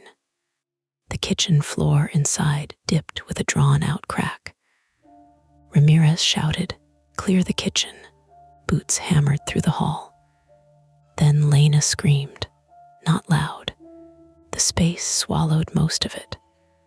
But it was a human scream, raw and cut short, and Nora moved before anyone stopped her. She slipped past Keller into the hallway. I followed because there was no universe where I watched her disappear into that house and stayed on the porch. Keller yelled behind us. The hallway felt longer than before, cluttered with gear, and wet footprints. The basement door under the stairs was open 1 inch, pulsing faintly with the beep of alarms. From the kitchen came flashlight beams, radios, and the sound of firefighters repositioning. Nora stopped at the pantry because the floor had visibly sagged near the back wall. The tile had cracked in a crooked line from the refrigerator to the pantry threshold. A gap had opened between baseboard and floor, dark and breathing damp air. Ramirez turned on us. Out, Nora held up the map. There may be another access near the stair wall. I said out. She'll die if you can't get below. Ramirez looked like he wanted to physically carry both of us out. Instead, the house answered for him. From behind the blocked basement door came a bang. Then another. Something was hitting it from the other side. Officer Keller froze in the hallway behind us. "Lena," she called. No answer. The banging came again, lower, heavier. It said from the front door, "That's not a person knocking. That's something shifting against the door." The basement door opened another 1/2 inch. A dark liquid seeped out across the threshold. For 1 blank second, I thought blood. Then the smell hit. Heating oil, sharp, greasy, unmistakable. Pete said, "Furnace tank." Ramirez's expression hardened. "Everyone out now." "But Lena," Nora started. Now, the problem had changed shape again. Not just a trapped person, not just carbon monoxide. If the old oil tank in the basement had been damaged by whatever shifted or collapsed down there, the fumes added another hazard, and the firefighters had to treat the whole structure differently. The trap tightened. We were pushed back toward the front door. This time, Keller physically blocked Nora with her body. I grabbed Nora's hand, and she didn't pull away. Then, as we reached the entry, the front door slammed shut. No wind, no person. A section of plaster from the ceiling above the door had fallen, striking the door hard enough to swing it closed. Dust burst down over the hall. Pete, still outside, shouted through the glass. The latch had caught. Keller reached for it. The knob turned halfway, then stuck. The old door, the one I had been meaning to plane down since winter, had swollen in the rain and jammed tight in its frame. For 3 seconds, nobody spoke. Then Pete pounded from outside. "Open it," Keller pulled again. Nothing. Ramirez's radio crackled from the kitchen. "Captain, floor's moving." Behind us, in the back of the house, the pantry shelf gave a metallic shriek, and the hidden opening widened by another foot. Not inviting anymore, breaking. The passage below it exhaled cold, contaminated air into the kitchen. The basement alarms chirped faster. The front door would not open. The back route was past the sagging kitchen floor. And somewhere beneath us, Lena cried out again. That was the point when retreat stopped being simple. Not because we were brave, because the house had cut off the clean way out. Captain Ramirez didn't waste time cursing the door. That was how I knew things were worse than they looked. He grabbed the knob once, felt the swollen frame hold, then turned to Officer Keller. "Windows. Front parlor," she said, "painted shut. Break it." Keller moved without arguing. Officer Ellis, outside on the porch, shouted through the glass that he was clearing people back. Pete's face appeared behind him, pale and furious, one hand cupped around his mouth. "Ev," he yelled, "move away from the door." We moved. Keller swung her baton into the front parlor window. The first hit cracked glass but didn't open it. Old windows are stubborn in ways that feel personal. Paint, humidity, warped wood, a century of someone meaning to fix it later. She hit again. Glass folded inward with a brittle crash. Rain, smell, and street noise rushed into the house. It should have felt like escape. Instead, the air moved the wrong way. A draft pulled from the kitchen through the hall toward the broken window, dragging damp basement fumes with it. Heating oil, dust, something electrical, hot and faintly sweet. Ramirez heard the change before anyone said it. "Mask up," he ordered. One firefighter shoved a breathing mask over his face. Another began clearing glass from the window frame with an axe. Keller waved Nora and me toward the parlor. "Out through the window," she said. Nora didn't move. Lena screamed from beneath the kitchen. Not loud anymore, not strong. A thin, ragged sound that rose through the floorboards and broke apart around the chirping alarms. Nora turned toward the kitchen. Keller caught her arm. "No," Nora pulled once. Keller held. I saw the exact moment Nora decided to fight her. I stepped between them, not because I was braver, but because if Nora went down that hall, I would follow, and if I followed, I knew I might freeze halfway and become another thing they had to drag out. "Nora," I said, her eyes snapped to mine. "They need the map." She looked down at the paper crushed in her hand. Ramirez was already moving back toward the kitchen. "What about it?" Nora shoved the map against the hallway wall and smoothed it flat with shaking palms. Dust clung to the damp creases. "Here. Passage line runs along this side, behind the basement stairs." Ramirez glanced at it. "The basement door is blocked. Not from the basement door," she tapped the drawing. "From the side. See this narrow rectangle? It could be an access panel from the old coal chute or service chase." Pete shouted through the broken window, "She's right. These row houses sometimes had utility runs through the party wall." Ramirez looked at Pete, then at the kitchen, then at the map. The house made another deep wooden sound. A bowing sound. Everyone stopped. The cracked kitchen tile line lengthened with a soft pop, pop, pop, like knuckles breaking one at a time. Ramirez made the decision. "We don't use the kitchen floor. We find that side access." "Where?" Keller asked. Nora pointed toward the dining room wall, the one shared with Pete's house. "Between dining room built-ins and stair wall, if the map is accurate." "If," Ramirez said. "If not, we lose 2 minutes," Nora said. "If yes, you get below her without pulling the floor down." Ramirez pointed at me.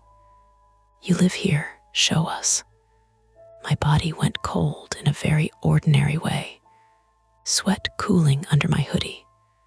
Knees gone loose. Mouth dry.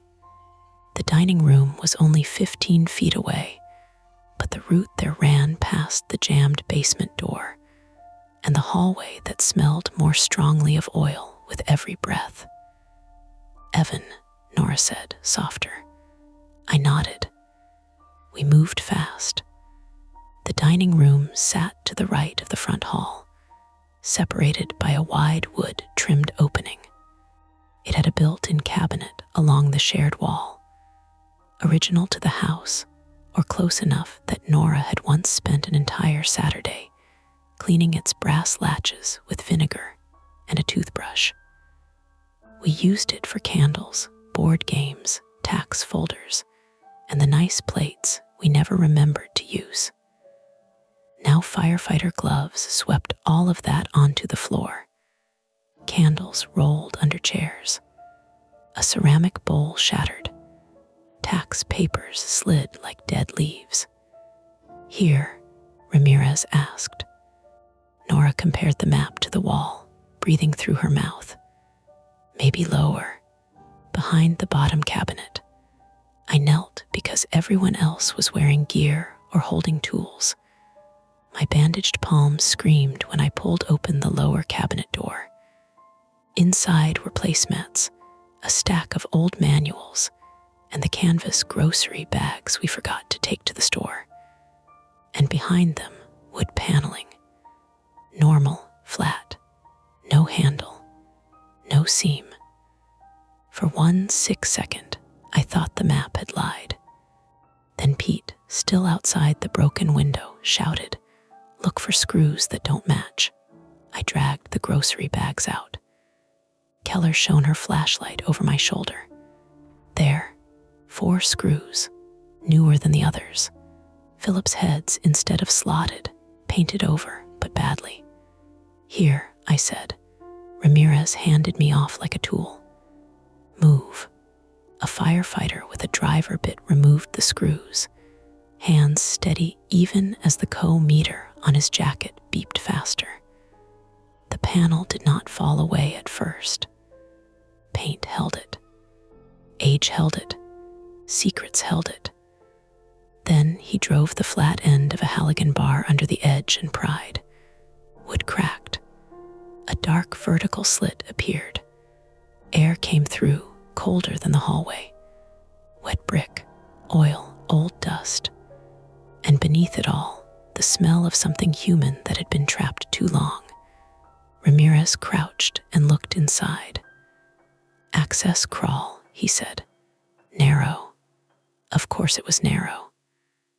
The opening was maybe 20 inches wide, waist high inside the cabinet, slanting downward behind the wall. Too tight for a firefighter with an air tank. Too unstable to widen quickly without risking the built-in and maybe the stair support. The crawl appeared to run parallel to the basement stairs, exactly where the map showed it, descending toward the space beneath the kitchen. Ramirez said, "We need someone small." No one looked at me first. That made it worse. They looked at Nora. "No," I said. Nora didn't even answer me. She was already taking off her sweater. Keller said, "Absolutely not." Nora said, "I can fit." "You're not trained," Ramirez said. "I know the layout better than anyone here. You'll pass out before you reach her. Then give me a mask. Our masks don't fit that crawl with tanks. We can run a line, but it's not enough." Pete's voice came through the window. "I can cut from my side." Ramirez shouted back, "Not fast enough." Lena coughed again from under the floor. It sounded closer through the new opening. A wet, exhausted choke. Then a word, not pleased this time. "Smoke." Ramirez's head snapped up. The firefighter with the meter said, "Co-rising." "Electrical fire?" Keller asked. "Could be furnace controls, could be wiring, could be nothing visible yet," Ramirez said. "We're out of time, out of time." That phrase did what fear had not. It simplified everything. I looked at the crawl. The opening was black and wet-edged, just tall enough to force a person to go in on stomach and elbows. My ribs tightened before I moved. My childhood storage cubby rose up with all its stupid details. The rubber smell of winter boots, the scrape of cardboard boxes against my shoulders, my cousin laughing somewhere far away, and then not laughing because he had forgotten I existed. Small spaces could keep you, but Lena was already being kept. "I'll go," I said. Nora turned so sharply her hair came loose from its clip. "No, I can fit better than you. You can barely look at it." "I know." "No," she said again, and there was terror in it now, clean and stripped down. "Evan, no." Ramirez studied me. "You understand what you're offering?" "No." That made Keller blink. I swallowed. "No, I don't." understand she's under my kitchen. Ramirez's face changed by 1 degree. Not approval, acceptance of bad options. You go in with a rope around your waist, he said. You take a portable oxygen mask on a hose. You do not unhook yourself. You do not try to lift heavy debris alone. You tell us what you see. If I tell you to back out, you back out. I nodded too quickly. Nora grabbed my uninjured hand. Look at me. I did. Her eyes were wet. Mine probably were too. I'm sorry, I said. For what? For being scared. Her grip tightened. Being scared isn't the problem. Not coming back would be.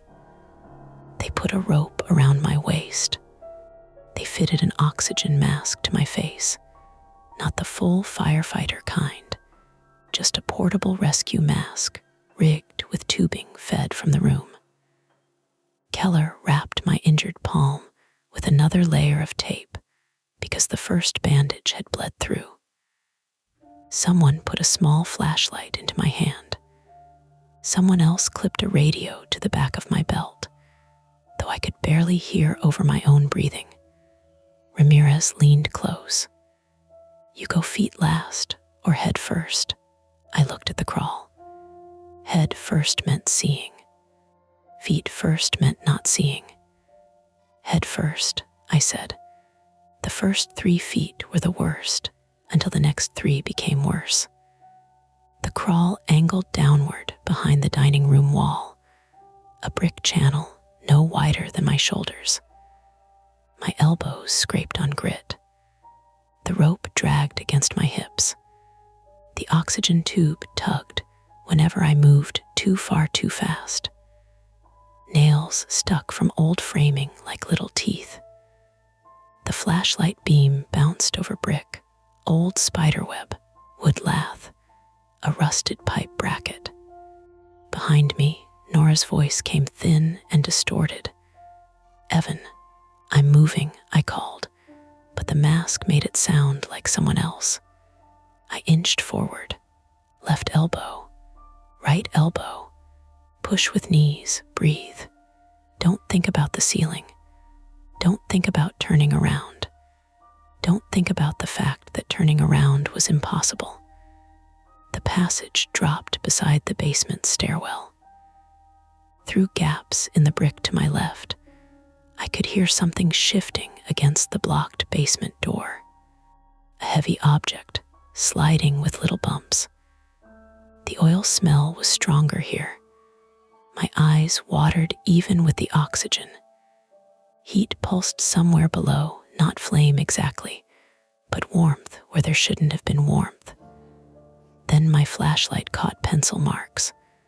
On the brick beside me, arrows, not old, not ancient. Graphite scratched onto brick dust. 3 short vertical marks, a gap, 2 short marks. 3, 2. The tapping pattern. My throat closed around the mask. I see marks, I said. Ramirez's voice crackled behind me. What marks? 3 and 2, like the knocking. Nora said something I couldn't hear. I moved on. The crawl widened slightly at a turn, not enough to kneel, enough to twist one shoulder and aim the flashlight forward. There was the dry room, not a room now, more like a brick storage pocket under the rear addition, low ceilinged and half collapsed, with old shelving along one wall and plastic sheeting stapled overhead to catch moisture. The plastic had sagged with water and dust. One corner had torn, spilling dirty water across the floor. And there was Lena. Lena Torres, maybe late 20s or early 30s, female, though I did not know her full age then, lay on her side beside a collapsed wood hatch. She had dark hair stuck to her face, a gray sweatshirt torn at one shoulder, jeans soaked at the knee.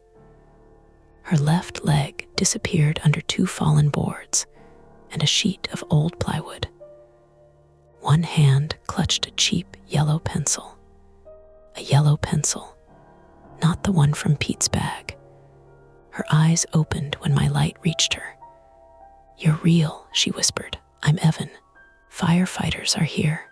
Don't pull the board." "I won't." She coughed, curled inward, and made a dry crying sound without tears. He said the map was wrong. Every part of me wanted to ask who. Ramirez's voice came through the radio. "Status, I found her, conscious. Leg pinned. There are boards over her left leg. I see shelving, plastic. Low room. Maybe the dry room from the map. Can you see fire? No flame. Smell oil, warm air from below." Lena grabbed my sleeve with surprising strength. "Door below is blocked." He blocked it. "Who?" Her eyes shifted past me, toward the deeper dark. The flashlight followed. At the far end of the low chamber was another opening. Smaller. A round-edged cut-in brick, dropping into blackness. The spiral stair from the map. Only it wasn't romantic or elegant. It was a crude, tight corkscrew of metal steps descending through brick, rusted and steep, barely wide enough for one person. The steps vanished into the basement darkness. From below came a clank, then a dragging sound. I stopped breathing. Lena's fingers dug into my sleeve. "He's down there," she whispered. "Who?" "Man who brought me in." The central threat became human at last. Not the house, not the map. A man had made use of the hidden spaces, or found them, or inherited them from someone else's bad secret. A man had blocked the basement door. A man might have cut the power. A man might still be inside. I pressed the radio. There may be someone else in the basement. Lena says a man brought her in and blocked the door. Silence snapped through the line for half a second. Then Keller, "Repeat." I repeated it. Ramirez said, "Evan, do not proceed toward the stair." "I'm not." Below, metal clanged again. Then the basement door behind me, somewhere through the wall, banged hard. The blockage shifted. The crawl vibrated. Dust rained onto my neck. Lena whimpered. I saw what would happen before it happened.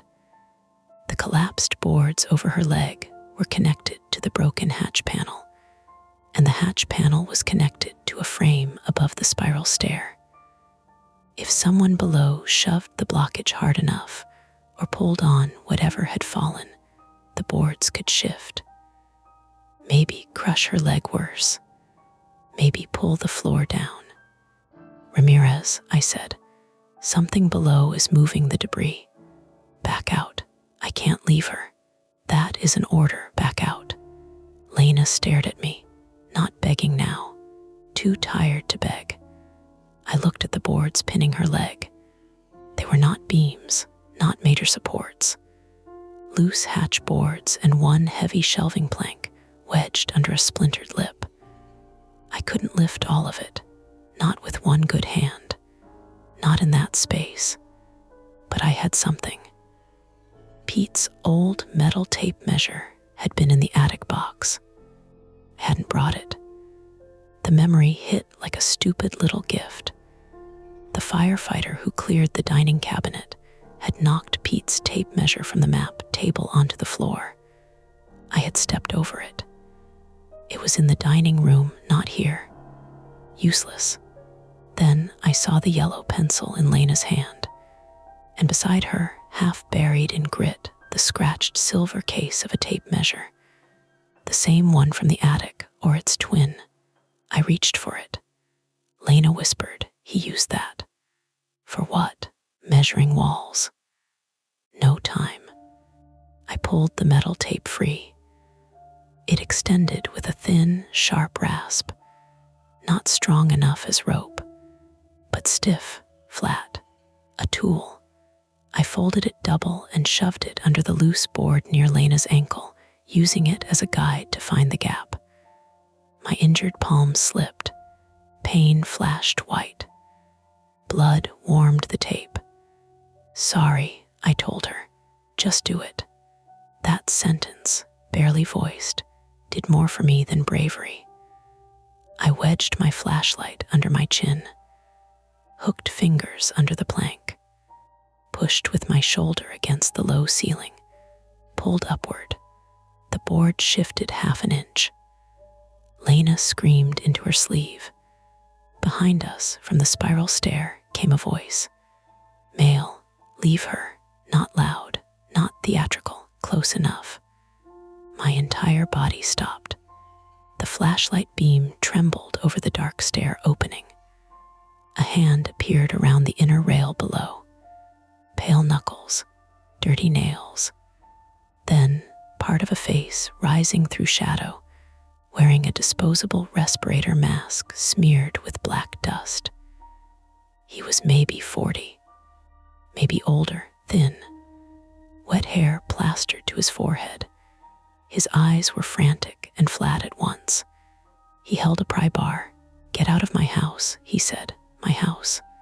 The words cut through everything. Lena made a sound like she had been punched. I pressed the radio so hard my thumb hurt.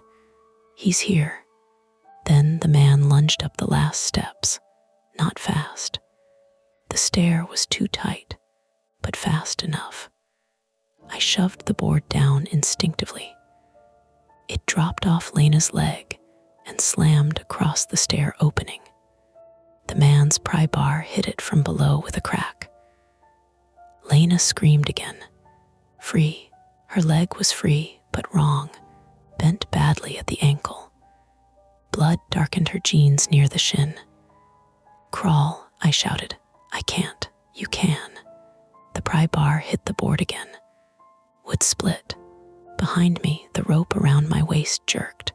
Ramirez's voice, "Pulling you out." "No," I screamed. Lena first. The rope tightened anyway, dragging me backward 6 inches. My shoulder scraped brick. I grabbed Lena under the arms with both hands and pain tore through my bandaged palm. "Pull," I yelled. "Pull us." I wrapped one arm around her chest. She clung to me. Her injured leg dragged, and she made a sound I hope I never hear again. The man below rammed the board once more. It gave. His hand reached through. Lena kicked weakly with her good leg.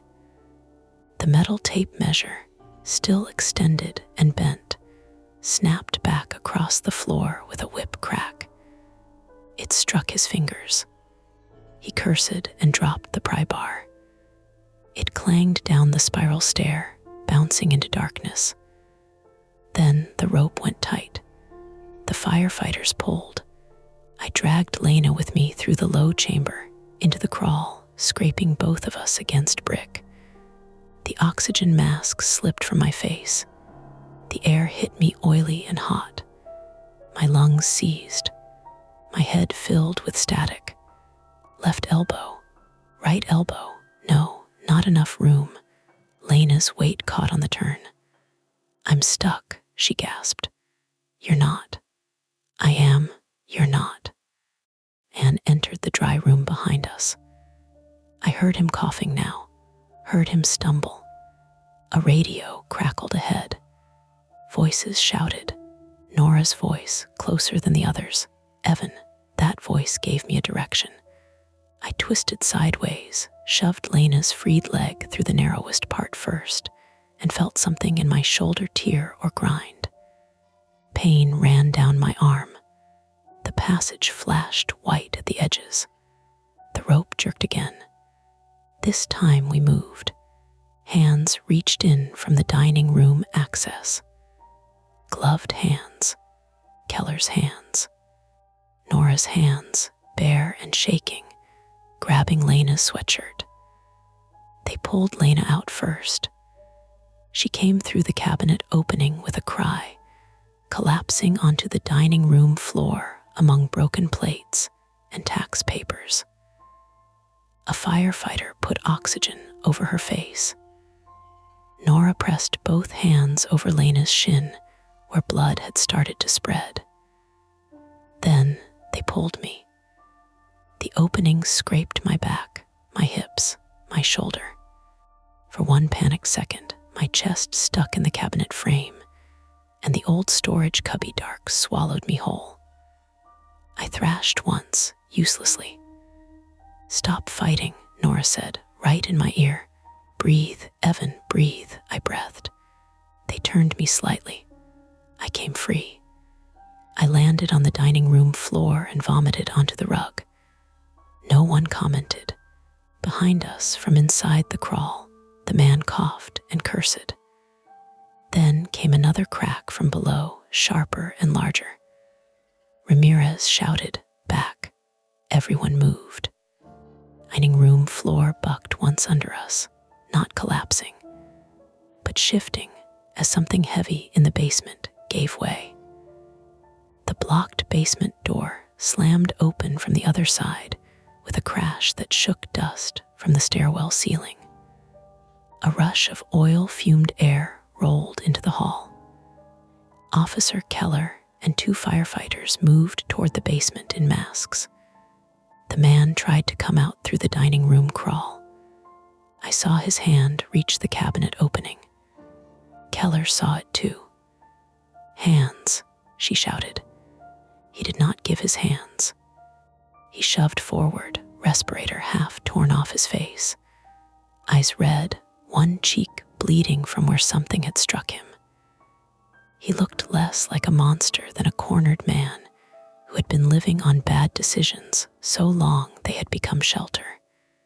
He reached for Lena. Nora stepped between them. Not smart, not safe, human. The man grabbed her wrist. I moved without thinking and hit him with the only thing I could reach, the ceramic shard of the broken serving bowl.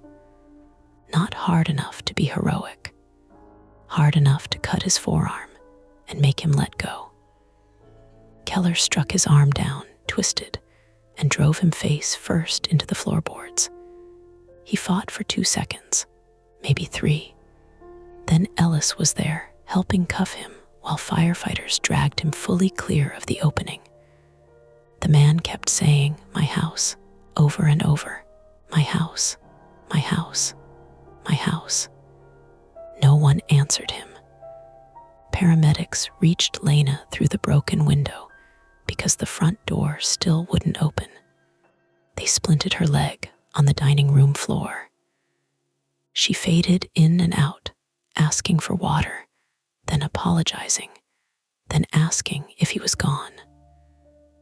Nora stayed with her until a medic gently pushed her back. Ramirez ordered everyone out through the window once Lena was secured. Firefighters ventilated the house from the front, while another crew worked on the basement, hazard from outside, and through Pete's side access where they could. The hidden crawl was abandoned for the moment. The man was taken out in cuffs, coughing into an oxygen mask, his socked feet black with basement grime. I sat on the porch curb in the rain with a blanket around my shoulders. My hand had bled through 2 bandages. My shoulder throbbed in deep pulses. My throat burned from the fumes. Nora sat beside me, holding my good hand so tightly our knuckles pressed together. Across the street, Mrs. Albright still watched from behind her glass. Pete stood near the broken window, talking to a firefighter, his face gray. Lena was loaded into an ambulance. As they lifted her, her head turned toward me, her oxygen mask fogged with each breath. "Map," she said. I leaned closer, thinking she wanted to know where it was, but her eyes moved past me, toward the attic window above the porch. "The map room," she whispered. Then the paramedic guided her head back and closed the ambulance doors. The immediate conflict was over. Lena was out. The man was caught. The house had not swallowed us completely. But when I looked up at the attic vent, rain dripping from the eaves, I realized something that made the blanket feel thin around my shoulders. The map had been right about the dry room. It had been right about the hidden passage. It had been right about the stair. And we still had not found the room labeled map room. They did not let us sleep in the house that night. That sounds obvious now. At the time, wrapped in a damp fire department blanket on the curb, with rain needling my face, and my hand wrapped in gauze that had already gone pink at the edges, I kept thinking someone would say, "Okay, it's safe enough. Go grab a bag. Go get your toothbrush. Go get Nora's laptop off the dining room table before water from the broken window reaches it." No one said that. Instead, a firefighter taped red paper to our front door, while another one stretched yellow caution tape from the porch rail to the bent little fence around our flower bed. The broken parlor window had been covered with plywood. The kitchen and basement were sealed off until a structural engineer could look at the rear addition. The gas and electric utilities were shut down. A police officer stood in our hallway wearing boot covers, photographing the dining room cabinet, the crawlspace opening, the blood on the floorboards, the bowl shard I had used to cut the man's arm. The house looked embarrassed from the street. Dark windows, wet brick, a bright red unsafe structure notice taped crookedly to the door. Nora stood beside me and watched it happen without speaking. Her right wrist was already swelling where the man had grabbed her. The skin showed 4 clear finger marks, purple at the center and yellowing at the edges. She kept rotating her hand as if testing whether it still belonged to her. "You need an X-ray," I said. "So do you." "My hand's fine." "You threw up on our rug and then tried to tell a paramedic your shoulder just felt weird." "It does just feel weird." She looked at me. "Bad weird," I admitted. Officer Dana Keller, 39, female, came over with her notebook tucked under one arm and rain shining on her jacket. Her hair had loosened from the bun, and there was plaster dust on one cheek. She had the strained patience of someone who had already repeated herself to 3 agencies, and a neighbor who wanted to know whether the whole block was about to explode. "Ambulance can take both of you to Lancaster General," she said. "I recommend you go." Nora asked, "Lena, alive?" "Conscious when they transported her. They're treating her for leg trauma, exposure, possible co-inhalation." "And him?" I asked.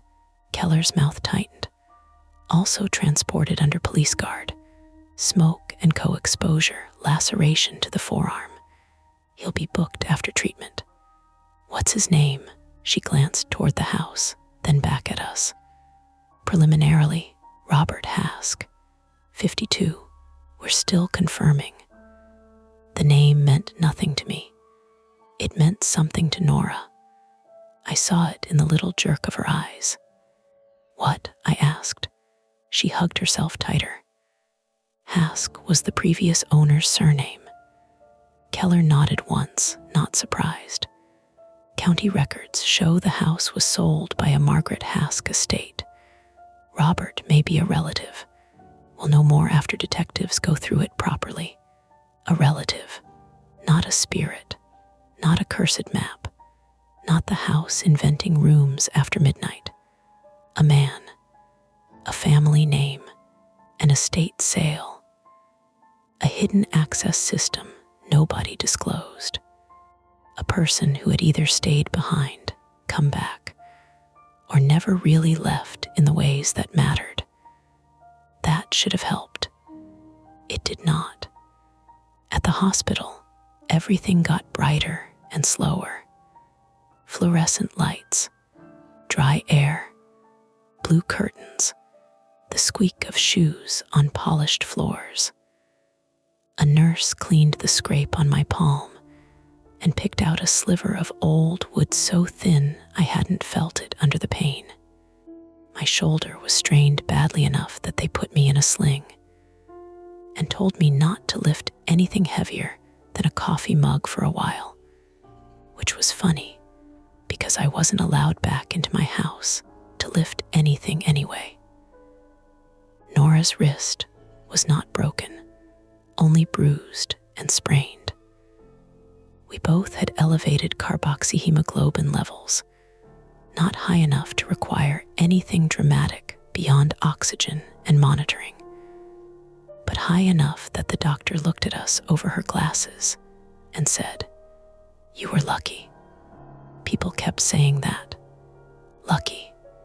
Lena Torres, 29, female, was in the same emergency department, though we only saw her once through a gap in a curtain as they wheeled her toward imaging. She had an oxygen cannula under her nose and a temporary splint running from thigh to ankle. Her eyes found Nora before mine. She lifted 2 fingers weakly. Nora lifted her uninjured hand back. Neither of them smiled. Later, Detective Aaron Bell, 44, male, came to take our statements. Was plain-spoken, tired-looking, with a coffee in one hand and a tablet in the other. He asked us to go slowly. He had us draw where we had been standing. He asked about the map, the pencil, the attic box, the first knocking, the camera footage, the power outage. When I told him about the pencil shaving on the hallway floor, he looked up. "Fresh, I think so. You touched the pencil in the attic." "No, I don't think so." "The map, yes. The tape measure, maybe not until later." "I don't remember." "That's normal," he said, though he wrote it down anyway. Nora gave him more useful information than I did. She explained the layout, the historic alterations, the kitchen addition, the way hidden service spaces could be built and forgotten if later owners covered access points. She told him about the newer screws in the dining room cabinet, about the old map being accurate, about the room labeled map room that no one had found yet. Detective Bell's pen paused at that. "No one has found it yet?" Nora asked. "Fire department searched for immediate hazards, not every concealed space," he said. "Crime scene and code enforcement will coordinate. Structural engineer goes in first. That room matters. I understand." "No," she said with quiet force. "I don't think you do." He waited. Nora's voice softened, but it didn't weaken. "Whoever drew that map knew where everything was. Robert Hask knew enough to use the hidden spaces. Lena said he was measuring walls. If there's a map room, it might explain how long this has been happening. Or who else knew?" Detective Bell nodded. "We'll look." That was all he could promise. The first night we stayed at Pete and his wife's house. Pete's wife, Marcy Donnelly, 45, female, was a nurse at a rehab clinic and had the practical kindness of someone who knew sympathy was less useful than clean towels. She put us in their guest room, laid out sweatpants, set water bottles by the bed, and did not ask questions until morning. Pete hovered in the doorway for a while, blaming himself in short, unfinished sentences. "I should have, no," Nora said. "But if I had, no," she repeated. Pete rubbed a hand over his face. His knuckles were scraped from trying to force the back gate before the firefighters came around. That house always had rumors. I sat up against the pillows. What rumors? He looked like he regretted saying it. Nothing serious. Kids on the block used to say the Hask place had tunnels. Every old house has tunnel stories. Underground railroad, bootleggers, whatever people want to believe. Usually it's just coal chutes and root cellars. Did you know Robert? Barely. Margaret's nephew, maybe. He came around after she got sick. Quiet guy. Always carrying tools. I figured he was cleaning the place out. How long ago? Pete exhaled. Before you bought it. Maybe during the sale. Nora closed her eyes. The next morning, we woke up to the normal sounds of someone else's house. Marcy grinding coffee, Pete coughing in the bathroom, a school bus sighing at the corner. For 6 seconds, I forgot. Then my shoulder throbbed, and I remembered the crawl. I went still under the blanket. Not because I thought I was back in there. Not exactly. More because my body had learned something my brain had not yet sorted through. The feeling of brick close to my ribs. The mask slipping. Lena's weight catching at the turn. A man's voice rising from below. Leave her. Nora was awake beside me, staring at the ceiling. I keep hearing the alarms, she said. I keep smelling oil. I don't know if I can go back in. You don't have to, she turned her head. Neither do you. We both knew that was not true in the simple way people mean it. Our clothes were there. Our documents, her work files. My dead mother's photo albums. The plant in the kitchen window. The chipped blue mug I used every morning. The half-renovated, overexpensive, stubborn house we had chosen together because we wanted to build a life inside something old and imperfect. 2 days later, Detective Bell called. Lena had survived surgery. Her tibia was fractured, ankle dislocated, and she had deep bruising from being pinned, but she was expected to keep the leg. She had told police she worked for a property documentation company, hired indirectly through a contractor network to photograph and measure older homes for renovation bids. Robert Hask had contacted her using a false company name and asked her to inspect unlisted storage rooms at the North Plum House, claiming he still had legal access because of an estate dispute. He had shown her the hidden entry from the back, through the alley gate, and a concealed panel under the kitchen addition. When she realized he did not own the property and tried to leave, he panicked. There had been a struggle in the dry room. A hatch collapsed. Her leg was trapped. He left her there, saying he needed time to fix the map. Fix the map, Nora repeated when I told her. We were sitting at Pete's kitchen table. Marcy had made soup neither of us finished. Detective Bell also said Robert had been living intermittently in concealed spaces and the basement for weeks, maybe longer. He had used the old utility paths to enter when we weren't home, mostly through the rear access, sometimes through a partially blocked attic chase that connected to the neighboring roofline. He had cut power from inside the basement after realizing we had found Lena. The had come from a poorly vented old furnace flue disturbed during his movements below, and the heating oil leak came when debris shifted against an unused line and cracked it. Every answer was plausible. Every answer made the house worse. The trash bin had been moved by Robert, probably to block alley access after he heard sirens. The knocks were Lena. The pencil marks were hers too, copied from the code Robert used on the map to mark passable gaps.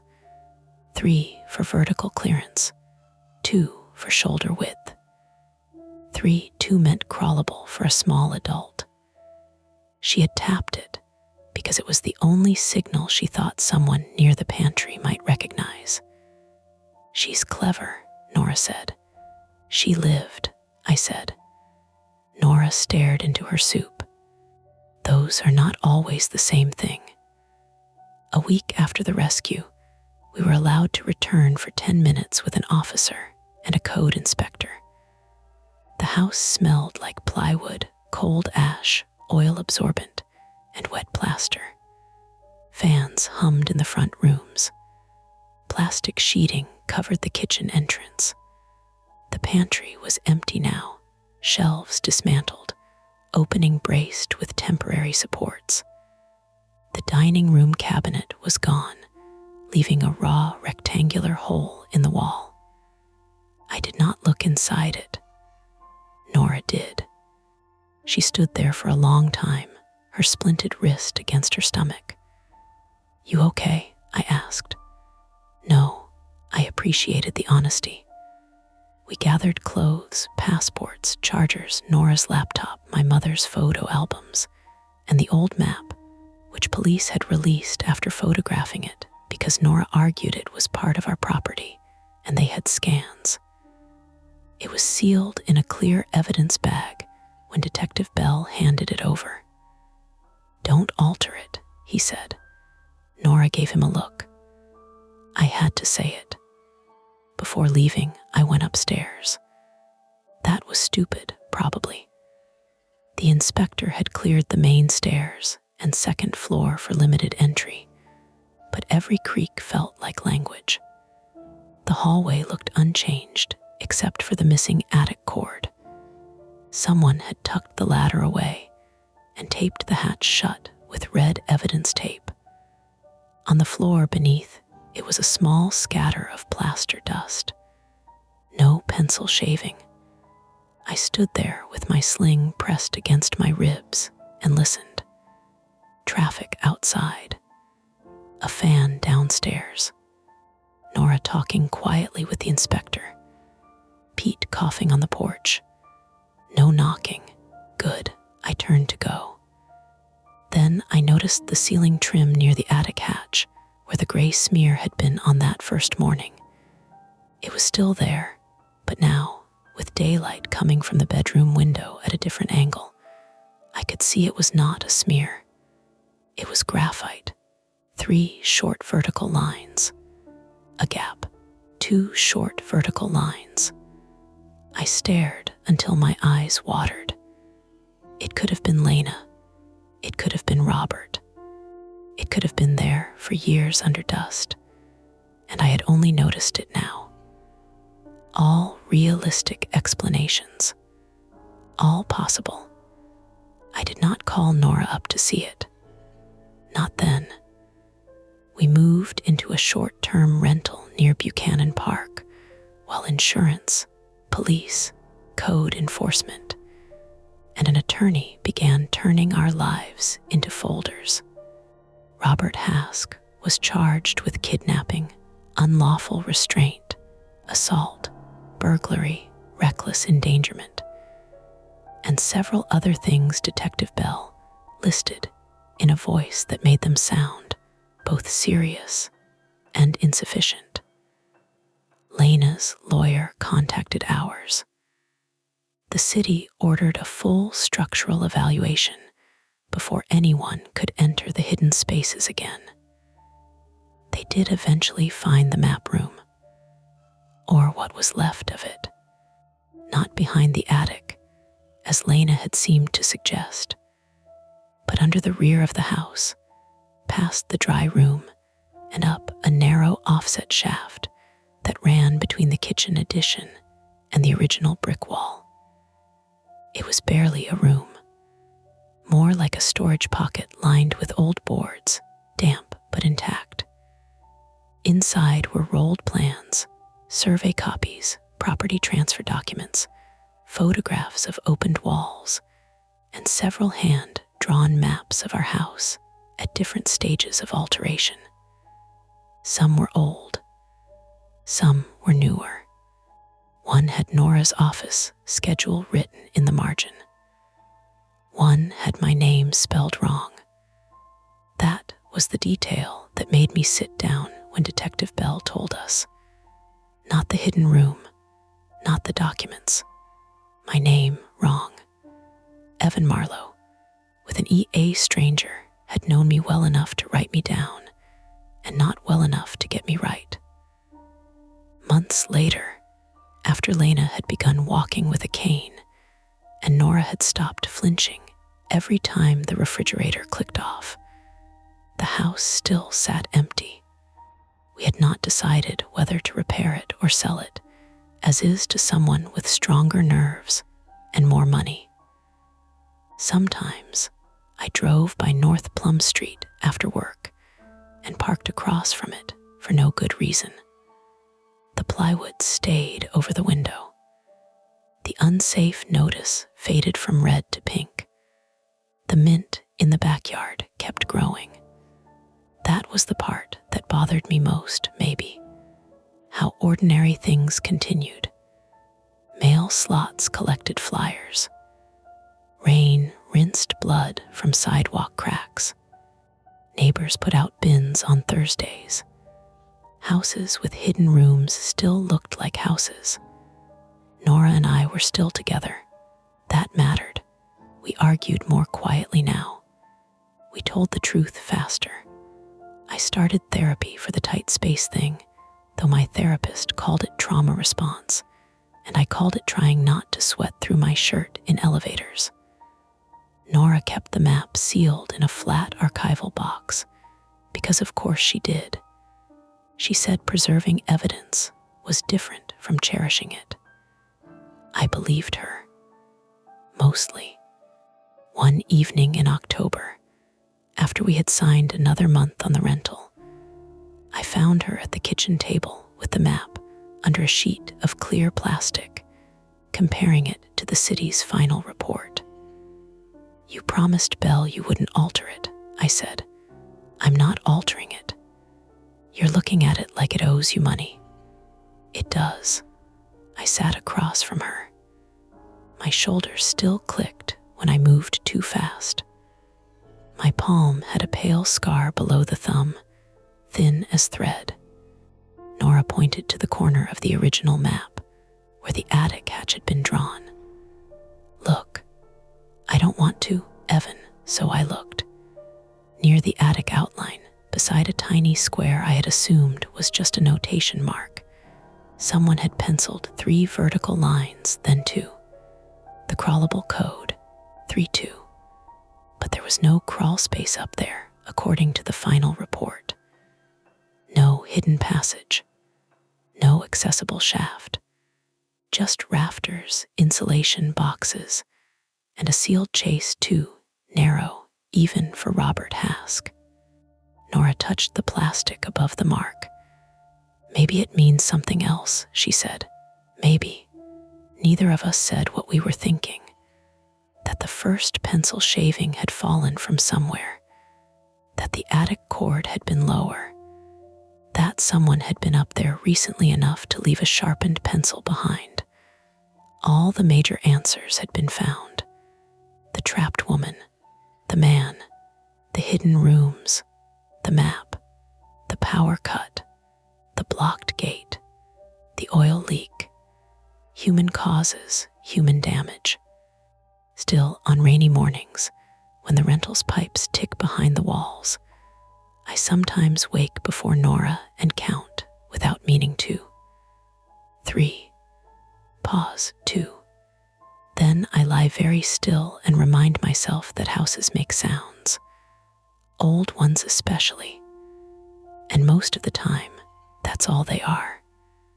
The shadows fade for now, but the stories never end. Don't forget to hit like, subscribe to Mia Horror Stories, and join our community of horror lovers. If you're hungry for more, check out the next video. Just remember, the scariest part is often the one you don't see coming.